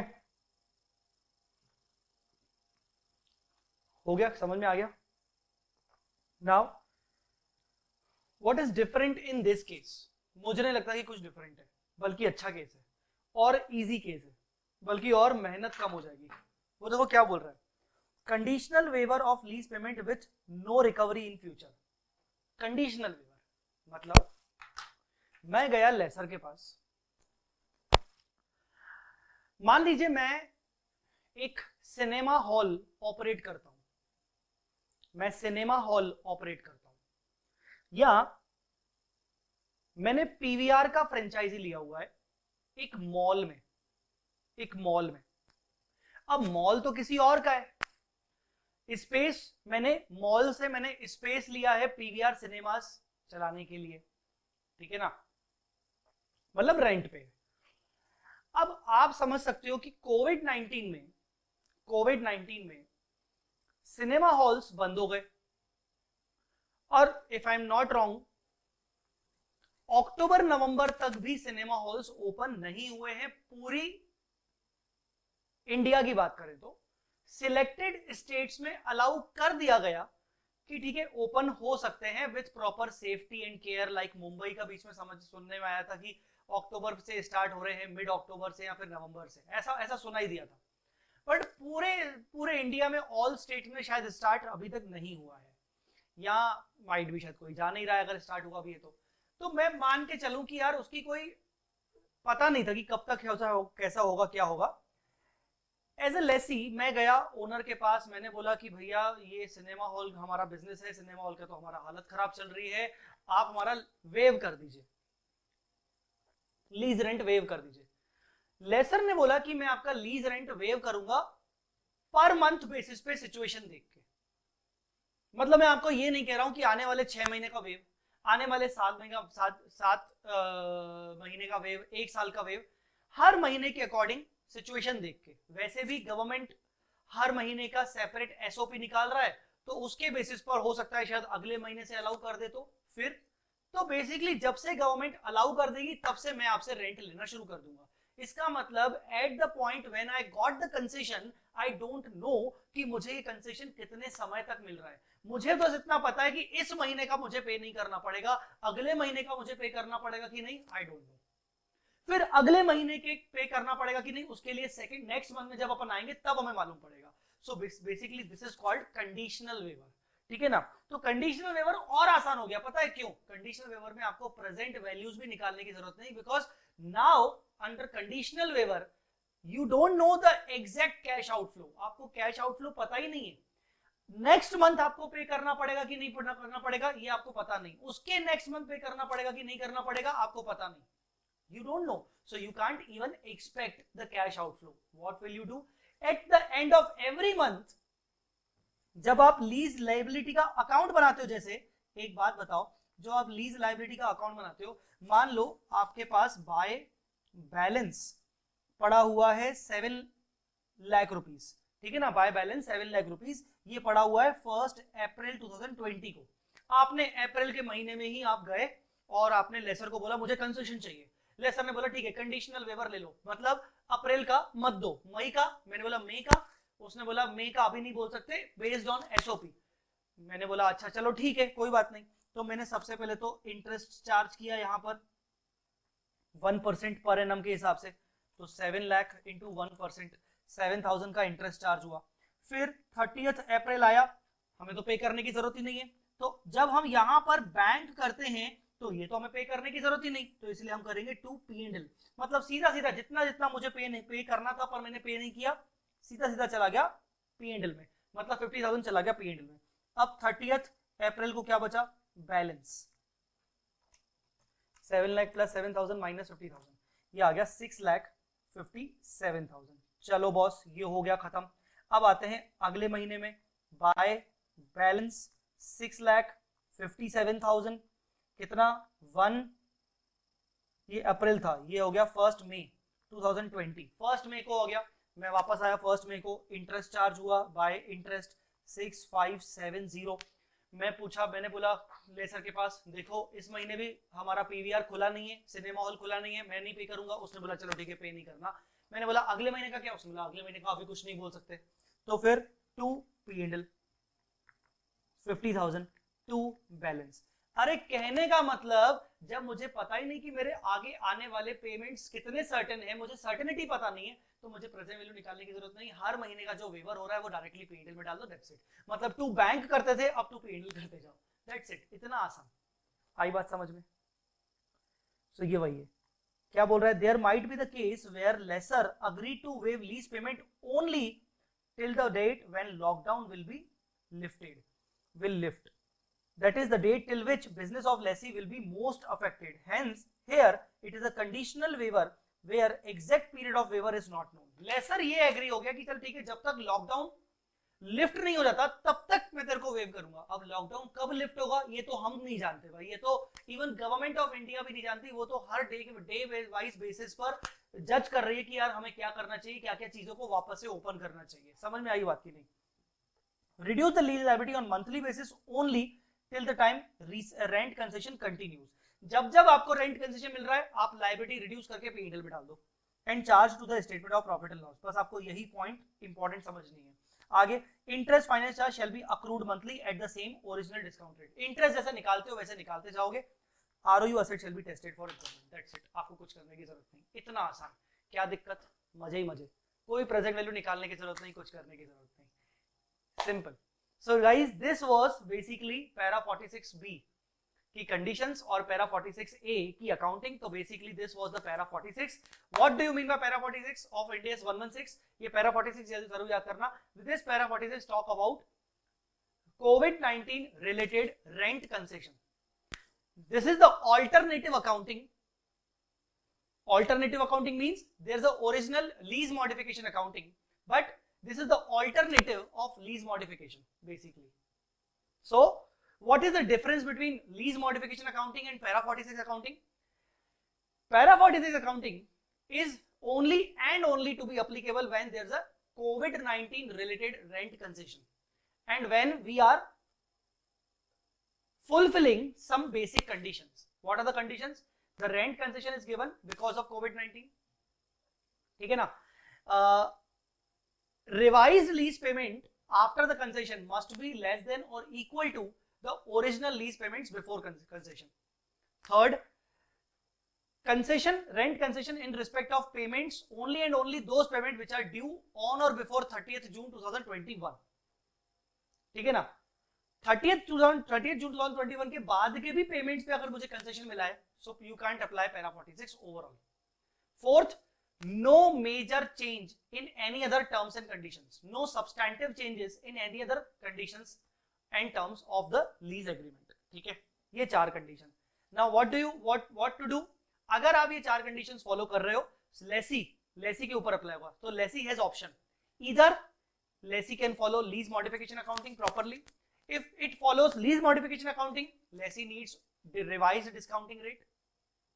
Whatever difference will be there, we know that it will be charged transfer. It will be charged to ROU. But under para 46 accounting, which is actually the shortcut, this says do not apply, do not consider this revised discounting rate. Apply the same original discounting rate. Remeasure the lease liability if there's a unconditional waiver and you know the cash outflows. After remeasurement, whatever the difference is charged to P&L. Do not adjust with the ROU. But yes, of course, the ROU will be impaired. ठीक है ना? In case of conditional waiver, when the outflows cannot be ascertained, okay, not an issue. Do not calculate the present value of lease liability. Do not remeasure it. Just transfer the waiver amount to P&L every month. That's it. Interest will be calculated regularly. और क्या चाहिए? तो ये हो गया आपका ऐसा। So this was how to apply practical expedient in different cases. Now what about disclosure? If entity has applied practical expedient there, then application of practical expedient as per para 46A should be disclosed. आपको बताना पड़ेगा कि हमने practical expedient क्या किया है। आपको बताना पड़ेगा कि आपका कितना डिफरेंस P&L में गया। आपको बताना पड़ेगा कि आपको कंडीशनल वेवर है कि अनकंडीशनल वेवर है। ठीक है ना? ये सब amount recognised in P&L to reflect change in the lease rent should be disclosed separately. That's it. बस आपको ये प्रैक्टिकल एक्सपीरियंस अप्लाई करना है। मुझे लगता है आपको ये प्रॉब्लम समझ में आ गई होगी। केस नंबर सी क्या है, बहुत आसान है।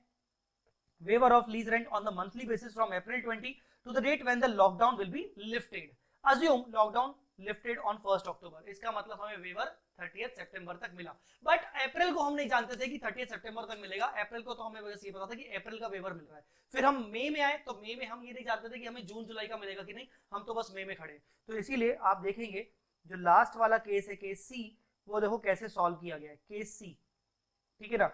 Liability of April 20 is waived, but the outcome of future lease payment will be assessed monthly and cannot be considered to accrue on 30th April. Therefore, adjusting entries need to be passed monthly till the time rent concession continues. Adjusting entry on 30th April is lease liability to P&L. April month की lease liability को आपने P&L में charge कर दिया। Amortisation schedule, opening balance 1% interest, lease payment 0, but rent minus हो जाएगा क्योंकि वो P&L में जाएगा। ये चीज P&L में चली जाएगी। आपका क्लोजिंग बैलेंस निकला, ओपनिंग, फिर ये ओपनिंग आया, ऐसे करके आपका बनता रहेगा, ये आपके P&L में चला गया। अगले अक्टूबर से लेकर आपका यही 50,000 जो P&L में डाल रहे थे, अब आप उसको पे करोगे टू बैंक। ये टू बैंक है और ये टू P&L है, ठीक है। That's it. आपका सो ऑन ऐसे चलता रहेगा। सो मतलब कुछ भी गड़बड़ वाला काम नहीं है। आई होप आपको ये कोविड-19 रिलेटेड रेंट कंसेशन समझ में आ गया होगा। This was para 46 accounting impact of कोविड-19। इंस्टीट्यूट ने इसके नए क्वेश्चंस कौन से ऐड किए हैं, let's take that questions. Institute ने इसके कौन से नए क्वेश्चंस ऐड किए हैं, let's take that questions. Newly added question, कितने क्वेश्चन ऐड किए सर? इन्होंने इलस्ट्रेशन नंबर 47 से लेकर ऐड किए हैं 47, 48, 49, 50, 51. They have added 5 questions and believe me ये 5 questions बहुत आसान है, बहुत easy हैं, बहुत ही easy हैं। ये 5 questions बहुत ही easy हैं।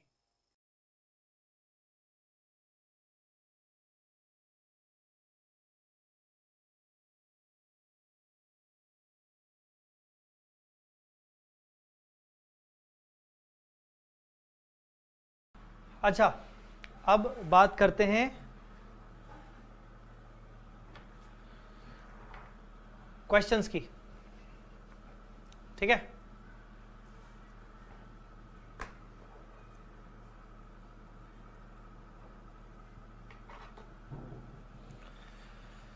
सही है, चलिए कुछ होमवर्क क्वेश्चंस का डिस्कशन करते हैं। पहले जो क्वेश्चंस ऐड किए हैं इंस्टीट्यूट ने उनका बातें करते हैं, जो क्वेश्चंस ऐड हुए हैं। मैंने ये क्वेश्चन नंबर 4 क्यों बोला है और ये इलस्ट्रेशन नंबर 47 क्या लिखा हुआ है? ICAI के मॉड्यूल में इलस्ट्रेशन नंबर 47 है ये, और 4 क्वेश्चन क्यों बोला है? क्योंकि उसके ऊपर 3 क्वेश्चन और ऐड किए हैं किसी और चीज पर, लेसर के ऊपर, जो अभी तक हमने टॉपिक लिया भी नहीं है, ठीक है। तो ये चौथा वाला क्वेश्चन, फोर्थ क्वेश्चन एडेड है, इसके आगे के और है। इलस्ट्रेशन नंबर 47 आपको आईसीआई मॉड्यूल में मिल जाएगा। मैं ये हेडिंग वेडिंग नहीं पढ़ रहा हूं, छोड़ो। Retailer Q लीजेस a store in a large retail mall. Large retail mall, basically जो भी आप मॉल ले लो, आपकी सिटी में अगर कोई मॉल है, अगर आपने सुना हो कोई भी मॉल आपके शहर में होगा, बड़े बड़े मॉल्स होते हैं, वहां पर हमने एक स्पेस, दुकान, शॉप हमने लीज पर लिया। The rent payable is 1 lakh per month as a result of कोविड-19 pandemic. Q agrees with the lessor. अब देखो पेंडेमिक आया तो लॉकडाउन लग गया, तो मॉल्स भी कहां खुले? टेक्निकली अप्रैल मंथ में मॉल्स बंद थे, मार्च 23 से लेकर अप्रैल मंथ, मई, इवन जून तक भी मॉल्स बंद थे। जितना मुझे याद है थोड़ा बहुत, जुलाई से थोड़े से मॉल्स खुलना, थोड़ा बहुत हल्का फुल्का खुलना, इवन मतलब ऐसा कुछ हो गया था कि एम्प्लॉइज आ सकते हैं, कस्टमर नहीं आ सकते, ऐसा कुछ करके हल्का फुल्का खुलना शुरू हुआ था। किसी किसी सिटी में तो वो भी नहीं स्टार्ट हुआ था। तो जुलाई भी मान लो आपका लॉकडाउन रहा, तो टेक्निकली आपका अप्रैल, मई, जून, जुलाई अच्छा खासा 4-5 महीने बंद रहा। तो Q agrees with the lessor to defer the rent originally due in the month of April to June अप्रैल मई जून 3 महीने का जो रेंट होता है क्यू का लेसर के साथ एग्रीमेंट हुआ, लेसर ने उसको क्या कंसेशन दिया, लेसर ने उसको डेफरमेंट का कंसेशन दिया। डेफर मतलब पोस्टपोन, डेफर मतलब पोस्टपोन, मतलब लेसी को एक्चुअली कंसेशन नहीं मिल रहा है, लेसर उससे रेंट चार्ज नहीं करेगा 3 महीने का, वो बाद में रिकवर करेगा, ये भी कंसेशन बोल सकते हैं, एटलीस्ट बढ़ तो नहीं रहा है ना। अब ये पॉइंट थोड़ा सा देखिए, as a part of this agreement, part of this agreement मतलब main lease agreement, the rent for the period January 21 to March 21 will be increased by 1,10,000 per month, which compensates the lessor for deferred rent as adjusted for the time value of money. अब यहां पर question अच्छा है, no doubt उन्होंने question बहुत अच्छा discuss किया है। उन्होंने बोला अप्रैल मई जून में तुम्हें जो 1 लाख का पेमेंट नहीं करना, जो तुम्हें पेमेंट करना है ना, तुम हमें मत करो, वो पेमेंट तुम अगले साल जनवरी फरवरी मार्च में कर दो, बट 10-10 हजार ज्यादा करना पड़ेगा। क्यों? मैं तुमसे कुछ और नहीं, सिर्फ टाइम वैल्यू ऑफ मनी को ध्यान में रखते हुए उसकी रिकवरी कर रहा हूं। बेसिकली अप्रैल का पैसा तुम मुझे जनवरी में दे रहे हो, तो तुम्हें 10 हजार ज्यादा देना पड़ेगा considering time value of money. अप्रैल के बाद मई का पैसा तुम फरवरी में दे रहे हो, टाइम वैल्यू ऑफ मनी। जून का पैसा तुम मार्च में दे रहे हो, टाइम वैल्यू ऑफ मनी। तो बेसिकली मैं तुम्हें एक क्रेडिट पीरियड दे रहा हूं एक्स्ट्रा, इसीलिए मैं तुमसे 10,000 रुपए एक्स्ट्रा लूंगा। अब यहां ये क्वेश्चन रेज होता है कि सर वो जो एक्स्ट्रा ले रहा है, सर उससे वो ये कंडीशन तो फुलफिल ब्रेक तो नहीं हो गई? कौन सी कंडीशन? बी वाली condition, revise lease payment after concession should be equal to और less than original lease payment before such changes made. मैं बोलूंगा ये कंडीशन ब्रेक नहीं हुई, क्योंकि मैंने आपको ऐसा एग्जांपल पहले भी दिया था। मैंने बोला था कि अगर वो अननेसेसरी हायर चार्ज कर रहा है तो नहीं माना जाएगा कि आपको कोई कंसेशन मिल रहा है। यहां पर वो सिर्फ अपने आप को कॉम्पनसेट करने के लिए आपसे एडिशनल चार्ज कर रहा है considering time value of money. So अगर टाइम वैल्यू ऑफ मनी को कंसीडर करें और प्रेजेंट वैल्यू निकालें तो इसका मतलब आपसे रेंट ज्यादा नहीं लिया जा रहा है। सो हम बोलेंगे कि कंडीशंस फुलफिल हो रही हैं, वो जो स्पेशली बी वाली कंडीशन है वो फुलफिल हो रही है। जो आपको कंसेशन दिया जा रहा है वो जून 2021 तक के पेमेंट तक का दिया जा रहा है, ये भी दिख रहा है। हम मानेंगे बाकी अदर कंडीशंस फुलफिल हो रही होंगी, तो डेफिनेटली यहां पर जो क्यू है वो प्रैक्टिकल एक्सपीडियंट अकाउंटिंग फॉलो कर सकता है। Whether the rent deferral is eligible for practical expedient if other conditions are met, ये क्या कह रहा है? The rent deferral satisfies the criteria to apply the practical expedient because it is a rent concession occurring as a direct consequence of pandemic. Increases in the rental during January to March compensates for the time value of money. It just compensate. हाँ, अगर compensate कर रहा है time value of money के लिए तो माना जाएगा कि आपसे एक्स्ट्रा रेंटल चार्ज नहीं किया गया। Rent deferral reduces the lease payment originally due on or before 30th जून, ये भी सही है क्योंकि अप्रैल मई जून 2020 के रेंट डेफरल हो रहे हैं। There is no substantive change to other terms and conditions of the lessor of the lease, तो माना जाएगा कि क्यू जो है वो प्रैक्टिकल एक्सपीडियंट अकाउंटिंग फॉलो कर सकता है। Q considers applying practical expedient, लिखा हुआ है कंसीडर्स, मतलब क्यों चाहे तो अप्लाई कर सकता है, क्योंकि लेसी को ऑप्शन दिया जाता है कि तुम चाहो तो लीज मॉडिफिकेशन अकाउंटिंग में जाओ या प्रैक्टिकल एक्सपीडियंट अकाउंटिंग में जाओ। ठीक है, clear? Next question number 5, lessee P operates a chain of restaurant and leases several outlets. उसके पास बहुत सारे रेस्टोरेंट हैं और कुछ रेस्टोरेंट तो उसने ऐसे कुछ स्पेस पे लिए हैं जो उसने लीज पर लिए हैं। अब कोविड-19 में तो रेस्टोरेंट बिजनेस भी अफेक्ट हुआ। एज अ रिजल्ट ऑफ कोविड-19 pandemic, P agrees a rent deferral with the lessor. P का एक रेस्टोरेंट चेन है, रेस्टोरेंट चेन मैकडॉनल्ड्स, डोमिनोज। क्या मैकडॉनल्ड्स डोमिनोज जिस प्रॉपर्टी पे काम करते हैं वो प्रॉपर्टी उनकी खुद की ओन्ड होती है? नो यार, वो रेंट पे होती है, लीज पे होती है। तो डोमिनोज जो है वो लेसी है इस क्वेश्चन के अकॉर्डिंग। डोमिनोज लेसी है, उसने लेसर के साथ कोविड-19 पेंडेमिक के कारण क्या एग्रीमेंट किया? Under the terms of rent deferral, rent originally due in the period of July to December will be added to the rent due in period of July to December 21. देखिए ध्यान से क्या बोल रहा है, फिर से आपको कौन से रेंट का डेफरल मिल रहा है, जुलाई 2020 से लेकर दिसंबर 2020, मतलब जुलाई, अगस्त, सितंबर, अक्टूबर, नवंबर, दिसंबर, 6 महीनों का रेंट मैं अभी पे नहीं करूंगा। कब करूंगा? अगले साल जुलाई से दिसंबर में डबल पे कर दूंगा। क्या ये माना जाएगा कि पैरा 46B की 4 कंडीशन फुलफिल हो रही है? कंडीशन नंबर 1, क्या ये जो मुझे कंसेशन मिल रहा है वो बिकॉज ऑफ कोविड-19 मिल रहा है? यस। कंडीशन नंबर 2, क्या जो कंसेशन मिल रहा है या रिवाइज लीज पेमेंट्स है after concession are equal to और less than original lease payment? Yes, they are equal to original lease payment, कोई दिक्कत नहीं। Condition number 3, whether the concession given is for those payment which are due on or before 30th June 2021? yes। कौन से deferral किस पे मिल रहा है? Deferral मिल रहा है आपको जुलाई 2020 से दिसंबर 2020 के पेमेंट्स पर, जो ड्यू हो रहे हैं जुलाई से लेकर दिसंबर 2020 पे। हाँ, उसकी रिकवरी कभी भी हो ना, भले रिकवरी उसकी जून 2021 के बाद हो, यहां पर फोकस रिकवरी पे नहीं करना है, यहां पर फोकस करना है कंसेशन पे। आपको कंसेशन कौन से पेमेंट्स पे मिला है? आपको कंसेशन मिला है उन पेमेंट्स पे जो 30th जून 2021 से पहले ड्यू हुए हैं, मतलब जुलाई 20 से दिसंबर 20। हाँ, उनकी रिकवरी अगर बाद में हो रही है तो उससे कोई दिक्कत नहीं है। हमने तो ये चीज डिस्कस भी की थी, इवन इस 3rd पॉइंट में भी लिखा था। Rent concession would meet the condition if the rent reduced if it results in reduction of lease payment on or before 30th June and increase lease payment that extend beyond 30th June। तो हम बोलेंगे कि yes, यहां पर लेसी जो है बाकी other condition भी फुलफिल कर रहा होगा तो वो कंसीडर कर सकता है practical expedient accounting. The rent deferral satisfies the criteria to apply practical expedient. Main इसमें क्या हो रहा है? Rent deferral reduces the lease payment originally due on or before 30th June। Main condition ये है। Therefore, P concludes that rent deferral meets the payment due eligibility criteria। Next question पे चलते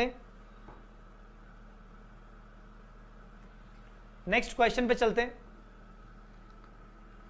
Lesi T leases office building from a lessor as a result of कोविड-19 pandemic. In September 20, T agrees a rent concession with the lessor under which monthly rental will be reduced by 50% per month for the 12 months commencing 1 October 2020। ओ भाई 1 अक्टूबर 2020 से लेकर जो भी payments due होंगे उस पे मुझे 50% कंसेशन मिल रहा है 12 महीने के पेमेंट्स पर, अक्टूबर 20 से लेकर सितंबर 21 तक। ओ माय गॉड, ये तो 30th जून 2021 के बाद के पेमेंट्स पे भी कंसेशन मिल रहा है। तो यहां पर अगर मुझे कंसेशन 30th जून 2021 के बाद के पेमेंट्स पे भी मिल रहा है तो ओवरऑल जो कंसेशन है वो कोविड-19 पैरा 46B के प्रैक्टिकल एक्सपीडियंट के कंडीशन को फॉलो नहीं कर पा रहा है। The rent deferral does not satisfy the criteria to apply practical expedient। क्यों? अगर आपको यहां 12 महीने का नहीं 6 महीने का मिलता, मैं आपको बता रहा हूं 6 महीने का मिलता, अक्टूबर 20 से लेकर अक्टूबर, नवंबर, दिसंबर, जनवरी, फरवरी, मार्च, अरे 6 महीने का भी छोड़ो, 9 महीने का मिलता, अप्रैल, मई, जून, अगर आपको 30th जून 2021 तक के पेमेंट्स पर कंसेशन मिलता तो भी आप प्रैक्टिकल एक्सपीडियंट के लिए एलिजिबल हो जाते। आपको यहां 12 महीने के लिए कंसेशन मिल रहा है जो कि 30th जून 2021 के बाद भी कुछ पेमेंट्स ड्यू हो रहे हैं, तो ओवरऑल जो कंसेशन मिल रहा है that would not be eligible for practical expedient. आप ये मत सोचना कि 9 महीने के लिए मैं एलिजिबल हो जाऊंगा, बाकी 3 महीने के लिए मैं लीज मॉडिफिकेशन अकाउंटिंग करूंगा, ऐसे नहीं चलता। करना है तो पूरा प्रैक्टिकल एक्सपीडियंट है तो पूरा लीज मॉडिफिकेशन। ठीक है, question number 7। A lessee is granted a rent concession by the lessor whereby the lease payment for the period April 20 to June 20 are deferred। Defer मतलब बाद में रिकवर करेगा, अप्रैल, मई, जून का रेंट मुझसे बाद में रिकवर किया जाएगा। 3 months are added to the end of lease term at the same monthly rent।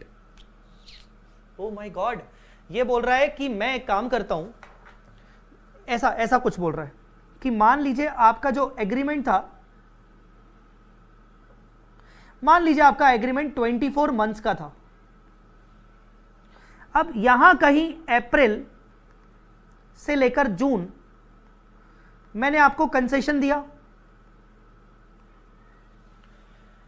Concession basically ऐसा कि आप यहां 3 महीने का पेमेंट मत दो और एक काम करो, एडिशनल 3 महीने की लीज टर्म बढ़ा दो, लीज टर्म इज इंक्रीज्ड। जो ये मैंने आपको कंसेशन दिया है, इसकी रिकवरी यहां पर होगी, ये भी 3 मंथ्स, इसकी रिकवरी यहां होगी। बताइए क्या ये प्रैक्टिकल एक्सपीडियंट अकाउंटिंग में आएगा कि नहीं? मैं बोलूंगा पहला, क्या ये कंसेशन बिकॉज ऑफ कोविड-19 हुआ? यस। दूसरा, whether revised lease term after concession are equal to और लेस देन ओरिजिनल, तो मैं बोलूंगा are equal to, because deferral हो रहा है, इसकी रिकवरी बाद में यहां हो रही है, तो लेस तो है नहीं पर हाँ इक्वल टू है, बढ़ तो नहीं रहा है ना, हाँ ठीक है।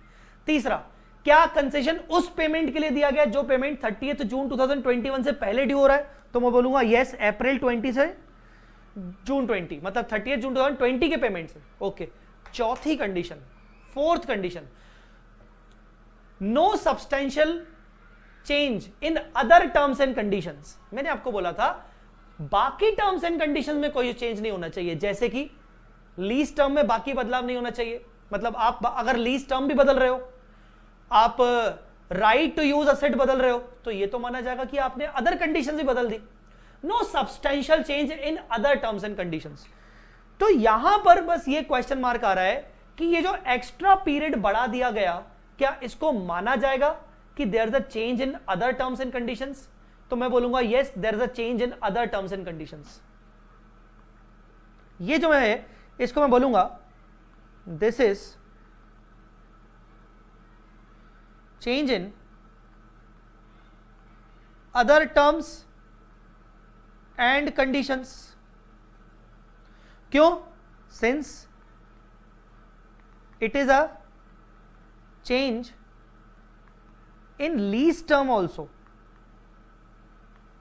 मतलब भाई रेंट कंसेशन तो माना, पर रेंट कंसेशन के अलावा आपको लीज टर्म में बदलाव हो रहा है, आपका लीज टर्म बढ़ा दिया गया। अब सवाल ये उठता है, क्या ये सब्सटेंशियल चेंज है या फिर ये सब्सटेंशियल चेंज नहीं है? या फिर ये सब्सटेंशियल चेंज नहीं है?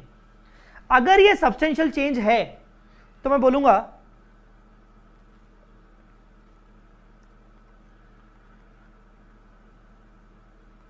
Lesi can not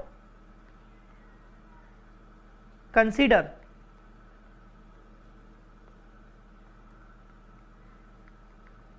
practical expedient accounting.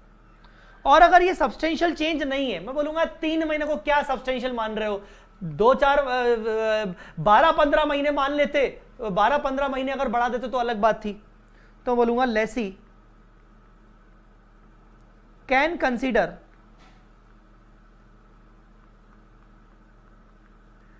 Practical expedient accounting. Sir उन्होंने क्या आंसर दिया है? उन्होंने आंसर दिया है ये अजम्पशन लेते हुए कि भाई कोई सब्सटेंशियल चेंज नहीं है, 3 महीने का जो कंसेशन दिया वही तो 3 महीने बढ़ाए हैं ना, तो ये सब्सटेंशियल बदलाव नहीं है। 3 महीने के बदलाए 4 महीने एक्सटेंड कर देते, 6 महीने एक्सटेंड कर देते, तो वो सब्सटेंशियल होता। मैंने इसीलिए अब इस आंसर में एक नोट डाला है, आपको ये ऑथर नोट दिख रहा होगा। The below suggested answer is subject in nature, subjective in nature, subject नहीं होगा, subjective. There may consist of alternate opinion. तो मैंने इसीलिए आपको बोला कि आपका आंसर कुछ ऐसा होना चाहिए, आप आंसर में दोनों चीजें लिख के आओगे कि क्या सब्सटेंशियल चेंज है, यस, तो आप इसको प्रैक्टिकल एक्सपीडिएंट कंसीडर नहीं कर सकते। अगर सब्सटेंशियल चेंज नहीं है तो कोई बात नहीं, आप इसको प्रैक्टिकल एक्सपीडियंट अकाउंटिंग कंसीडर कर सकते हो। ये क्या बोल रहा है? The lessee considers applying the practical expedient in considering whether this rent concession is eligible for practical expedient. Lessee notes the following. Firstly the revise consideration in the lease is substantially the same as originally, ठीक है, कोई बात नहीं, पहली condition fulfil. Secondly the rent concession only reduce the lease payment originally due in 2020, ये भी बढ़िया। Thirdly, there is a change in lease term and extension by 3 months. There is no explicit guidance on what is considered substantive. ये बात सही है। Judgment will need to be applied considering both qualitative and quantitative factors. The lessee assesses that, ये highlight, the lessee assesses that 3 months extension at the end of lease term with substantially the same lease payment would not constitute a substantive change. मैं मानूंगा कि बात सही बोल रहा है, पर डिफरेंट ओपिनियन मैटर करता है।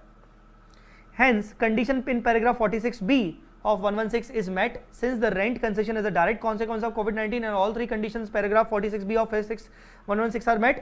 The lessee concludes that rent concession is eligible for application of practical expedient.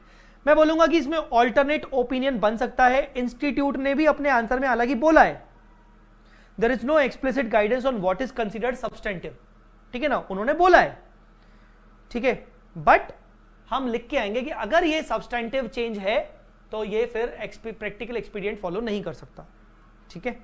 तो ये थोड़ा सा इसमें आपको समझना पड़ेगा। नेक्स्ट इलस्ट्रेशन नंबर 8 जो कि क्वेश्चन नंबर 8 जो कि इलस्ट्रेशन नंबर 51 दिया गया है इंस्टीट्यूट की बुक में। मजे वाली बात यह है कि आपको इंस्टीट्यूट की बुक देखने की जरूरत नहीं पड़ेगी।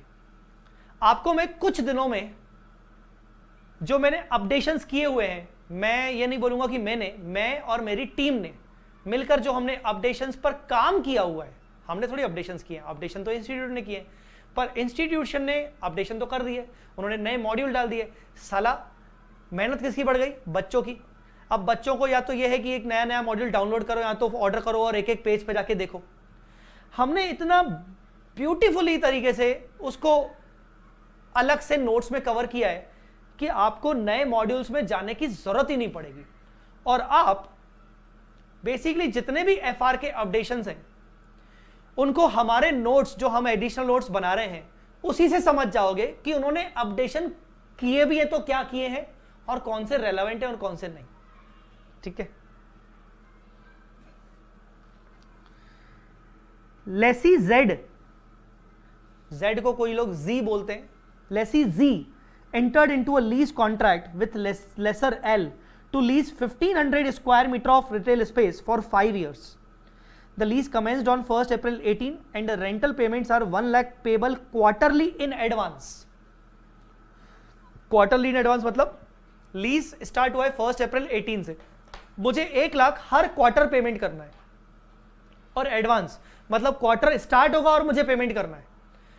पहला पेमेंट 1st अप्रैल मई जून के लिए, दूसरा पेमेंट 1st जुलाई अगस्त सितंबर के लिए, तीसरा पेमेंट 1st अक्टूबर नवंबर दिसंबर के लिए, 1st जनवरी वाला पेमेंट जनवरी फरवरी मार्च के लिए।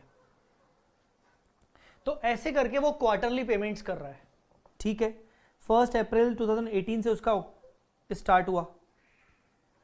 Z's incremental borrowing rate at commencement of the lease was 5%, assuming that the rate implicit in the lease cannot be readily determined. There are no initial direct cost, lease incentives, dismantling cost, ठीक है। Z's business is severely impacted by COVID-19 pandemic. L and Z negotiate a rent concession. ये important है। On 1st June 2020, L agrees to provide Z with an unconditional rent concession, unconditional, that allows Z to forego payment of its rent due on 1st July. That is, L forgives Z the rent payment of 1 lakh due on 1st July. वो सिर्फ एक ही quarterly payment का उसको allow कर रहा है। That means the payment which is going to be due on 1st July is not going to be paid by Z now. आई बात समझ में कि नहीं? Is not going to be paid by Z now. इस 1 लाख का क्या होगा? बेटा जी ऐसा है कि डिपेंड करता है, मैं आपको सिंपल सी बात बोलूंगा, यहां पर डिपेंड करता है कि Z और L के बीच में अग्रीमेंट कब हुआ है। अगर अग्रीमेंट 2-4 दिन पहले ही हुआ है, मतलब 1 जुलाई आने वाली है, मैंने 10-15 दिन पहले या 5-10 दिन पहले ही फोन करके एल को बोला कि बड़ी कठिनाई है साहब, और ना मैं तो आपको रेंट नहीं दे पाऊंगा, बताइए क्या करना है। तो एल ने बोला कोई बात नहीं साहब, जो अगला पेमेंट आप 1 लाख रुपए करने वाले हो for the month of July August September, जो आप एडवांस में कर देते हो 1 लाख का, वो मत करना, बट उसके अगले वाला पेमेंट जो आप करोगे वो करते रहना। तो मैं ही बोलूंगा कि यार मेरी बुक्स में जो लीज लायबिलिटी दिख रही है 30 जून के आसपास, बाय बैलेंस 30 जून के आसपास जो लायबिलिटी दिख रही है, और मैंने 30 जून के आसपास ही ये एग्रीमेंट किया, तो मैं बोलूंगा ठीक है, जो पेमेंट करना था 1 जुलाई को वो पेमेंट ना करके वो P&L में डाल दो फर्स्ट 1 लाख रुपीस का, और यहां पर वॉट एवर लायबिलिटी जो दिख रही होगी, कुछ भी दिख रही होगी, मान लो 7 लाख समथिंग, इंटरेस्ट तो इसी पे निकलेगा, है ना। ओपनिंग बैलेंस माइनस 1 लाख जो पेमेंट नहीं किया P&L में चला गया, रिमेनिंग पर इंटरेस्ट निकलेगा at the rate of 5%, what ever 5%, ठीक है ना, ऑन 6 लाख। सर 6 लाख पे क्यों लिख रहा, क्योंकि 1 लाख बिगिनिंग में दे रहे हैं, जब भी अपन एडवांस पेमेंट करते हो तो वो माइनस करने के बाद इंटरेस्ट निकलता है, तो मैं पूरा का पूरा P&L में डाल दूंगा। दूसरा केस ये होता है कि हो सकता है अप्रैल के टाइम पे ही अग्रीमेंट हो गया हो, 1 अप्रैल के टाइम पे ही अग्रीमेंट हो गया हो, 1 अप्रैल के टाइम पे ही अग्रीमेंट हो गया हो कि मैं अगला पेमेंट तेरे को नहीं दूंगा। सही मेरी बात समझ में आ रही कि नहीं, पर इसके चांसेस बहुत कम है, क्योंकि अप्रैल के टाइम पे तो अप्रैल का पेमेंट तो मैं कर रहा हूं ना, तो नेक्स्ट पेमेंट से जस्ट पहले एग्रीमेंट किया होगा, ये मान रहे हैं। मेरा बोलने का इंटेंशन, ये समझाने का रीजन इसलिए है क्योंकि अगर मैंने एग्रीमेंट जो मुझे रेंट कंसेशन मिला है, अगर 2-4 महीने पहले ही मिल गया तो मैं रिमेनिंग लीज रेंट का प्रेजेंट वैल्यू फिर से निकालूंगा। बट जब मुझे रेंट कंसेशन मिला ही 2 दिन पहले है और वो सिर्फ सिंगल रेंट कंसेशन मिला है, उसके अगले वाला तो मुझे वापस पे करना पड़ेगा, तो मैं वो पूरा का पूरा उसको 0 कर दूंगा। आ रही मेरी बात समझ में कि नहीं? So the important thing is what we need to do is, हमें यहां यह मानना है कि अनकंडीशनल वेवर है पर सिंगल पेमेंट है, वो पूरा का पूरा P&L में चला जाएगा। What will be the accounting treatment in the books of lessee for rent concession assuming that it is eligible for practical expedient? Practical expedient कहता है कि लीज लायबिलिटी को 1 लाख रुपए से गिरा दो, P&L में ट्रांसफर कर दो, ROU को आप इंपेयरमेंट के लिए टेस्टिंग कर सकते हो। Z determines that rent concession is eligible for practical expedient. Applying the practical expedient, Z should account for the forgiveness of rent as a negative variable lease payment. Negative मतलब lease payment से minus, आपके lease liability से minus कर दोगे। Rent concession is unconditional, so the event that triggers the variable lease payment is the agreement between Z and Z for the rent concession on 1st June. Therefore, Z accounts for the rent concession. 1st June क्यों बोल रहा है भाई? अच्छा 1 जून लिखा तो है, date तो लिखी है, 1 महीने पहले ही कंसेशन मिला है, तो 1 महीने पहले मतलब 1 जून को मिला है, हम क्या बोलें कि रिमेनिंग का प्रेजेंट वैल्यू निकालो, हम तो बोलेंगे 1 जून की लायबिलिटी कम कर दे। Therefore, Z accounts for the rent concession as a negative variable lease payment on 1st June. Assuming that there are no other changes to the lease, Z continues the use of retail space. हाँ, अगर मान लो L उसको बोलता कि आने वाले 3 quarters का payment मत देना, तो यहां पर Z होता तो वो रिमेनिंग लीज पेमेंट में 0 0 0 और उसके बाद के आगे के जो भी है 1 लाख 1 लाख 1 लाख के बेसिस पे रिवाइज्ड प्रेजेंट वैल्यू निकालता। The lease accounting entries will be as follows. Basically entry क्या होगी? एंट्री होगी lease liability account debit to P&L account, 1 lakh रुपए, ठीक है।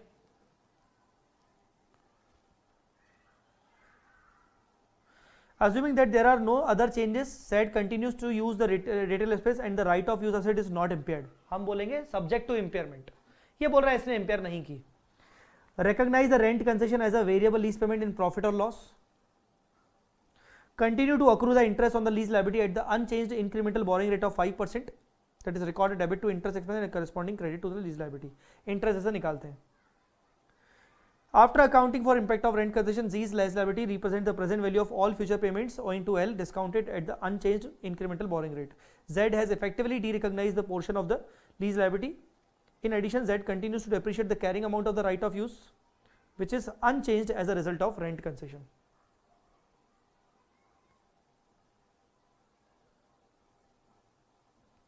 ठीक है, क्लियर आया समझ में कि नहीं? चलिए, यहां तक मुझे लगता है सब डन। ये क्वेश्चंस एडिशनल क्वेश्चंस थे added.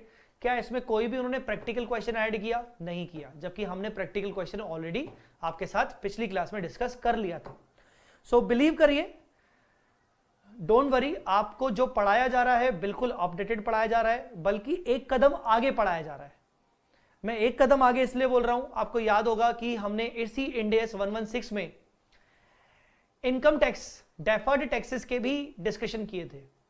You won't believe, deferred taxes के डिस्कशंस इंड AS 116 के इंस्टीट्यूट के मॉड्यूल में नहीं है, कोई क्वेश्चन नहीं है, जबकि हमने उस पर आपको क्वेश्चन एग्जाम्पल करवाया। ठीक है,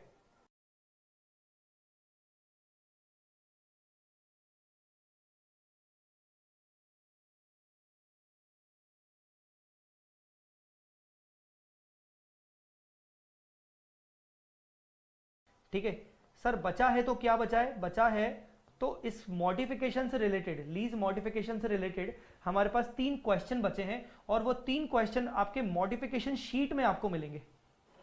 वो 3 क्वेश्चन आपको मॉडिफिकेशन शीट में मिलेंगे। 3 क्वेश्चन आपको मॉडिफिकेशन शीट में मिलेंगे। सर कौन से? ये रहे newly added question. Question number 1 जो कि आपके इंस्टीट्यूट के मॉड्यूल में इलस्ट्रेशन नंबर 39 है, इलस्ट्रेशन नंबर 40 है इंस्टीट्यूट के मॉड्यूल में, और 41 है इंस्टीट्यूट के मॉड्यूल में। ये 3 क्वेश्चन एडिशनली इंट्रोड्यूस किए गए हैं। क्या है इस बारे में पढ़ते हैं। क्वेश्चन नंबर 1 बहुत ही इजी क्वेश्चन है। Lessor L leases retail space to lessee Z, तो जो एल है वो लेसर है, classifies the lease as an operating, उसने ऑपरेटिंग लीज क्लासिफाई किया। The lease includes fixed lease payments of 10,000 per month. ठीक है, एल को हर महीने 10,000 मिलेगा। ड्यू टू कोविड-19 pandemic, L and Z agrees on a rent concession that allows Z to pay no rent in the period from July to September. याद करिए, ये operating lease है, और ऑपरेटिंग लीज में मॉडिफिकेशन किया गया है, और मॉडिफिकेशन अगर किया गया है बिकॉज ऑफ कोविड-19, तो Z को पैरा 46 का बेनिफिट मिल सकता है, क्योंकि वो जो अमेंडमेंट आया है, वो जो पैरा 46 है, वो Z के लिए मतलब लेसी के लिए आया है, पर लेसर के लिए कोई पैरा 46 एप्लीकेबल नहीं है। मतलब लेसर के लिए जो लीज मॉडिफिकेशन अकाउंटिंग है वही लगेगी। यहां पर लेसर ने Z को बोला कि तू मुझे जुलाई अगस्त सितंबर का 10,000 का पेमेंट मत दे, but to pay rent of 20,000 per month in the period of January February March. तो एक काम कर, जुलाई अगस्त सितंबर का 10 मत देना, अक्टूबर से वापस से 10, नवंबर 10, दिसंबर 10 दे देना, जनवरी में 20, फरवरी में 20, मार्च में 20 देना। मतलब मैंने उसको सीधा सीधा डेफर कर दिया, डेफरमेंट कर दिया कुल मिला के। ये कौन सी लीज है? Operating lease. अच्छा, हम लीज मॉडिफिकेशन किसके बुक्स में पढ़ रहे हैं? लेसर के बुक्स में। लेसी का हम ऑलरेडी पढ़ चुके हैं। How this will be accounted by lessor, lessor पूछ रहा है। अब जब लेसर की केस में मॉडिफिकेशन होता है तो हमें पहले यह जज करना पड़ता है कि फाइनेंस लीज था कि ऑपरेटिंग लीज था। हम क्या बोलेंगे? सर ऑपरेटिंग लीज था। ऑपरेटिंग लीज में जितने भी लीज मॉडिफिकेशन होती है, सबका कॉमन आंसर हो क्या होता है कि आपके जो भी मॉडिफिकेशन हुआ है, मॉडिफिकेशन डेट से आप उसको न्यू लीज मान लो। इसका मतलब क्या होगा? इसका मतलब ये होगा कि अब हम इसको ऑल टुगेदर न्यू लीज मान लेंगे। हम तो मान लेंगे कि जनवरी का पेमेंट ही 20,000 है, फरवरी का है ही 20, मार्च का है ही 20, और ये लीज शुरू होती है जुलाई से लेकर, जहां पर जुलाई अगस्त सितंबर में, जहां पर बेसिकली जुलाई में हमें कुछ नहीं मिलेगा, अगस्त में कुछ नहीं मिलेगा, सितंबर में कुछ नहीं मिलेगा, अक्टूबर में 10 मिलेगा, नवंबर में 10 मिलेगा, दिसंबर में 10 मिलेगा, जनवरी में वापस 20 मिलेगा, फरवरी में 20 मिलेगा, और मार्च में 20 मिलेगा, ऐसे करके अप्रैल में 10 वापस से हो जाएगा, मई में 10 हो जाएगा, जून में 10 हो जाएगा। मान लो इतने ही महीने सपोज, तो कितने हो गए महीने, 1 2 3 4 5 6 7 8 9 10 11 12, टोटल कितना हो गया पेमेंट, 10 30 30 और 90, 1 20 1 20 और 30, 1 50 नहीं 60 90 120, टोटल हो गया 120 डिवाइडेड बाय 12 मतलब 10। इसका मतलब मैं कंटिन्यूअसली, भले मुझे जुलाई में कुछ नहीं मिल रहा है, मैं तो कंटिन्यूअसली 10,000 का बुक करूंगा। अगस्त में कुछ नहीं मिल रहा है, मैं 10,000 का बुक करूंगा। सितंबर में कुछ नहीं मिल रहा है, मैं 10,000 का बुक करूंगा। यहां पर भी मैं 10,000 का बुक करूंगा। इवन जनवरी में भी मैं 10,000 बुक करूंगा, 10,000 बुक करूंगा। ये मैं इनकम मान के चलूंगा एसएलएन बेसिस पर। मैं मान रहा हूं कि यहां पर कोई क्लासिफिकेशन में बदलाव नहीं हुआ है। फिर से बोल दूं, लेसर के केस में अगर ऑपरेटिंग लीज में लीज मॉडिफिकेशन हुआ है, तो जिस दिन लीज मॉडिफिकेशन हुआ है ऑल टुगेदर एक न्यू लीज मान लो। अब जब आप न्यू लीज मानोगे तो आप बोलोगे ठीक है, जुलाई का एग्रीड हुआ है कि मुझे 0 मिलेगा, अगस्त का 0, सितंबर का 0, उसके बाद मिलता जाएगा, पर जनवरी फरवरी मार्च में मुझे 2020 मिलेगा। अब मुझे रिकॉग्निशन कैसे करना होता है ऑपरेटिंग लीज में, एसएलएम बेसिस पे। तो जब मैं एसएलएम कर रहा हूं तो आई रहा है 10 10 10, तो जुलाई से मैं 10 10 10 बुक करता जाऊंगा। सिंपली आई बात समझ में। L determines that the reduction in lease payment in July to September and the proportional increase in January to March does not result in an overall change in the consideration for the lease. L does not account for the change as a lease modification. L continues to recognize operating lease income on a straight line basis, which is representative of the pattern in which Z's benefit from the use of underlying asset is diminished. ये कह रहा है कि L वैसे ही book करेगा जैसे कर रहा है, क्योंकि बेसिकली L को पेमेंट बाद में मिल रहा है, दैट्स इट। हम तो बोलेंगे अगर ये लीज मॉडिफिकेशन है भी तो भी कोई दिक्कत नहीं, ऑल टुगेदर इसको न्यू लीज मानो और 10,000 बुक करो। मतलब मेरा आंसर और बुक के आंसर में अल्टीमेट कंक्लूजन में कोई फर्क नहीं है। बट मैं अगर यहां पर हूं, मैं अगर आंसर लिखूं तो मैं ये बोलूं कि लीज मॉडिफिकेशन अगर इसको मानेंगे भी तो भी आप राइट फ्रॉम मॉडिफिकेशन इसको ऑपरेटिंग ही मानते हुए, न्यू लीज मानते हुए जुलाई से ही 10,000 बुक करोगे। That's it. I hope you got my point. Come to the next. Lessor M enters into a 10-year lease of office space with lessee K.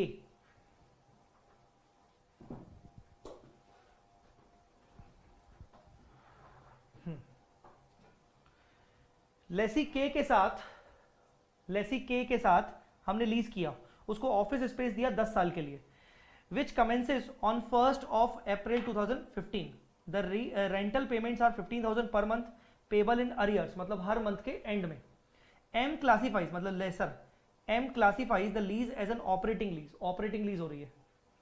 M reimburses K's relocation cost of K rupees 6 lakh, which M accounts for a lease incentive. अच्छा, M ने उसको 6 लाख रुपए reimburse किया होगा, कुछ relocation cost, मतलब laser ने उसको पे किया, तो लेसर उसको 6 लाख रुपए को लीज इंसेंटिव मान रहा है। The lease incentive is recognized as a reduction in the lease rent over the lease term. Lessor इस 6 लाख का क्या कर रहा है, lessor paid 6 lakh incentive to lessee. इस 6 लाख को वो क्या करेगा, वो करेगा defer and amortise over the lease term. Sir कैसे बोल सकते हो, अरे हमने पढ़ा है, consider this 6 lakh as initial direct cost, और इनिशियल डायरेक्ट कॉस्ट अगर मटेरियल होती है तो हम उसको डेफर एंड अमोटाइज करते हैं। तो इस 6 लाख को वो डेफर एंड अमोटाइज कर रहा है in proportion of lease income, in proportion of lease income recognized, सीधा as reduction in the lease income over the lease term using the same basis as for lease income, in this case straight line basis like 10,000। तो वो हर साल 6 लाख को 10 divide by 10 करके 60,000 book कर रहा है P&L में इनकम के अगेंस्ट ऑन 1st अप्रैल 2020। मतलब 10 साल की लीज थी 1st अप्रैल 15 को, उसमें से 5 साल हो चुके हैं। During covid pandemic IM agrees to waive K's rental payment for May, June, July. This decrease in consideration is not included in the original terms and conditions of lease and is therefore a lease modification. How this will be accounted for by lessor? ये laser के द्वारा कैसे account for किया जाएगा, कुछ दिक्कत नहीं है। आप इसको इसमें दो आंसर्स होंगे। पहला, क्योंकि ये लीज मॉडिफिकेशन हुआ है तो हम इसको ऑल टुगेदर न्यू लीज मानेंगे। लेसर एम इसको मॉडिफिकेशन डेट से बिल्कुल ही नया लीज मानेगा। अब वो जो भी रेंट अग्रीड हुआ है उसको एसएलएम बेसिस पर फिर से निकालेगा। और इसके पास जो भी सेकंड आंसर इसका एक और पॉइंट, इसके पास जो भी अनअमोटाइज्ड इनिशियल डायरेक्ट कॉस्ट बचा हुआ है दैट इज 3 लाख रुपीज, इसको वो बाकी 5 साल में डिवाइड करके बुक करेगा। That's it. तो देखो, M recognize the impact of waiver on the straight line basis over the 5-year term of new lease. M also takes into account the carrying amount of the unamortized lease incentive that is 3 lakh. M amortize this balance on a straight line basis over the 5-year term. तो basically ये lease modification है क्योंकि M ने उसको wave कर दिया 3 month के payment, तो ये लीज मॉडिफिकेशन हुआ।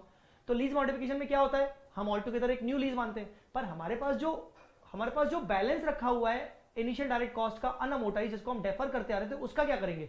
अब हम बोलेंगे कि यार ये जब ऑल टुगेदर न्यू लीज है तो इसका नया लीज टर्म कितना है, इसका नया लीज टर्म 5 साल है। अगर मान लो इसका नया लीज टर्म 4 साल होता तो हम रिमेनिंग अनअमोटाइज को 4 साल में अपोर्शन करते। सिंपली बहुत इजी क्वेश्चन है, ऐसे क्वेश्चन एग्जाम में आने वाले हैं नहीं, इंस्टीट्यूट ने न्यूली ऐड किए इसलिए हम डिस्कस कर रहे हैं। That's it.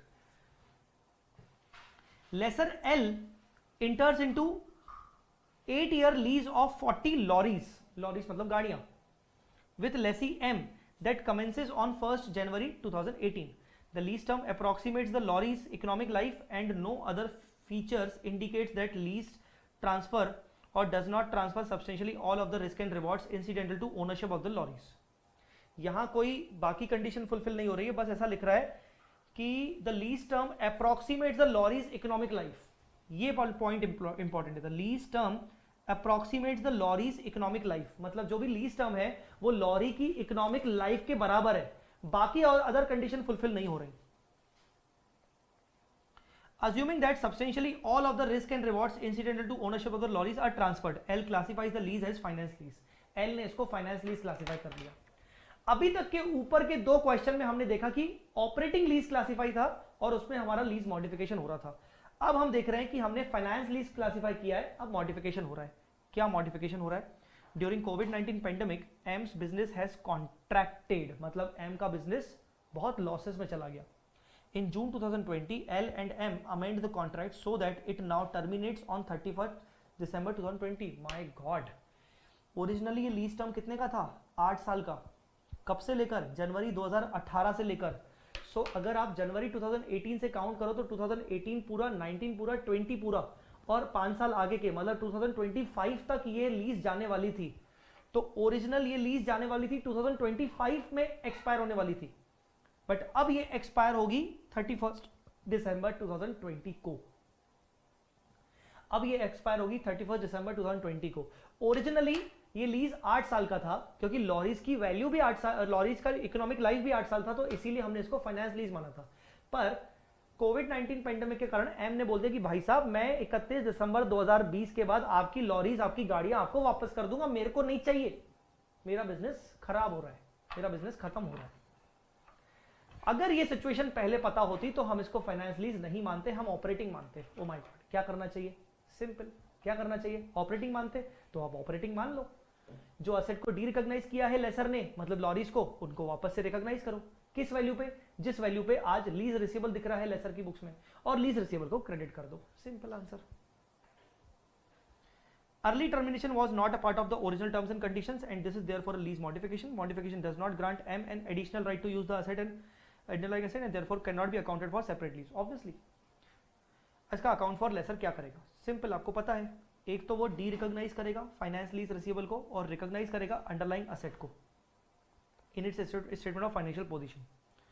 Major the aggregate carrying amount of underlying asset as the amount of net investment in lease in the lease immediately before the effective date, मतलब वो मेजर करेगा सेम कैरिंग अमाउंट पे। Sir क्या दिक्कत है? तीनों question आपके आसान।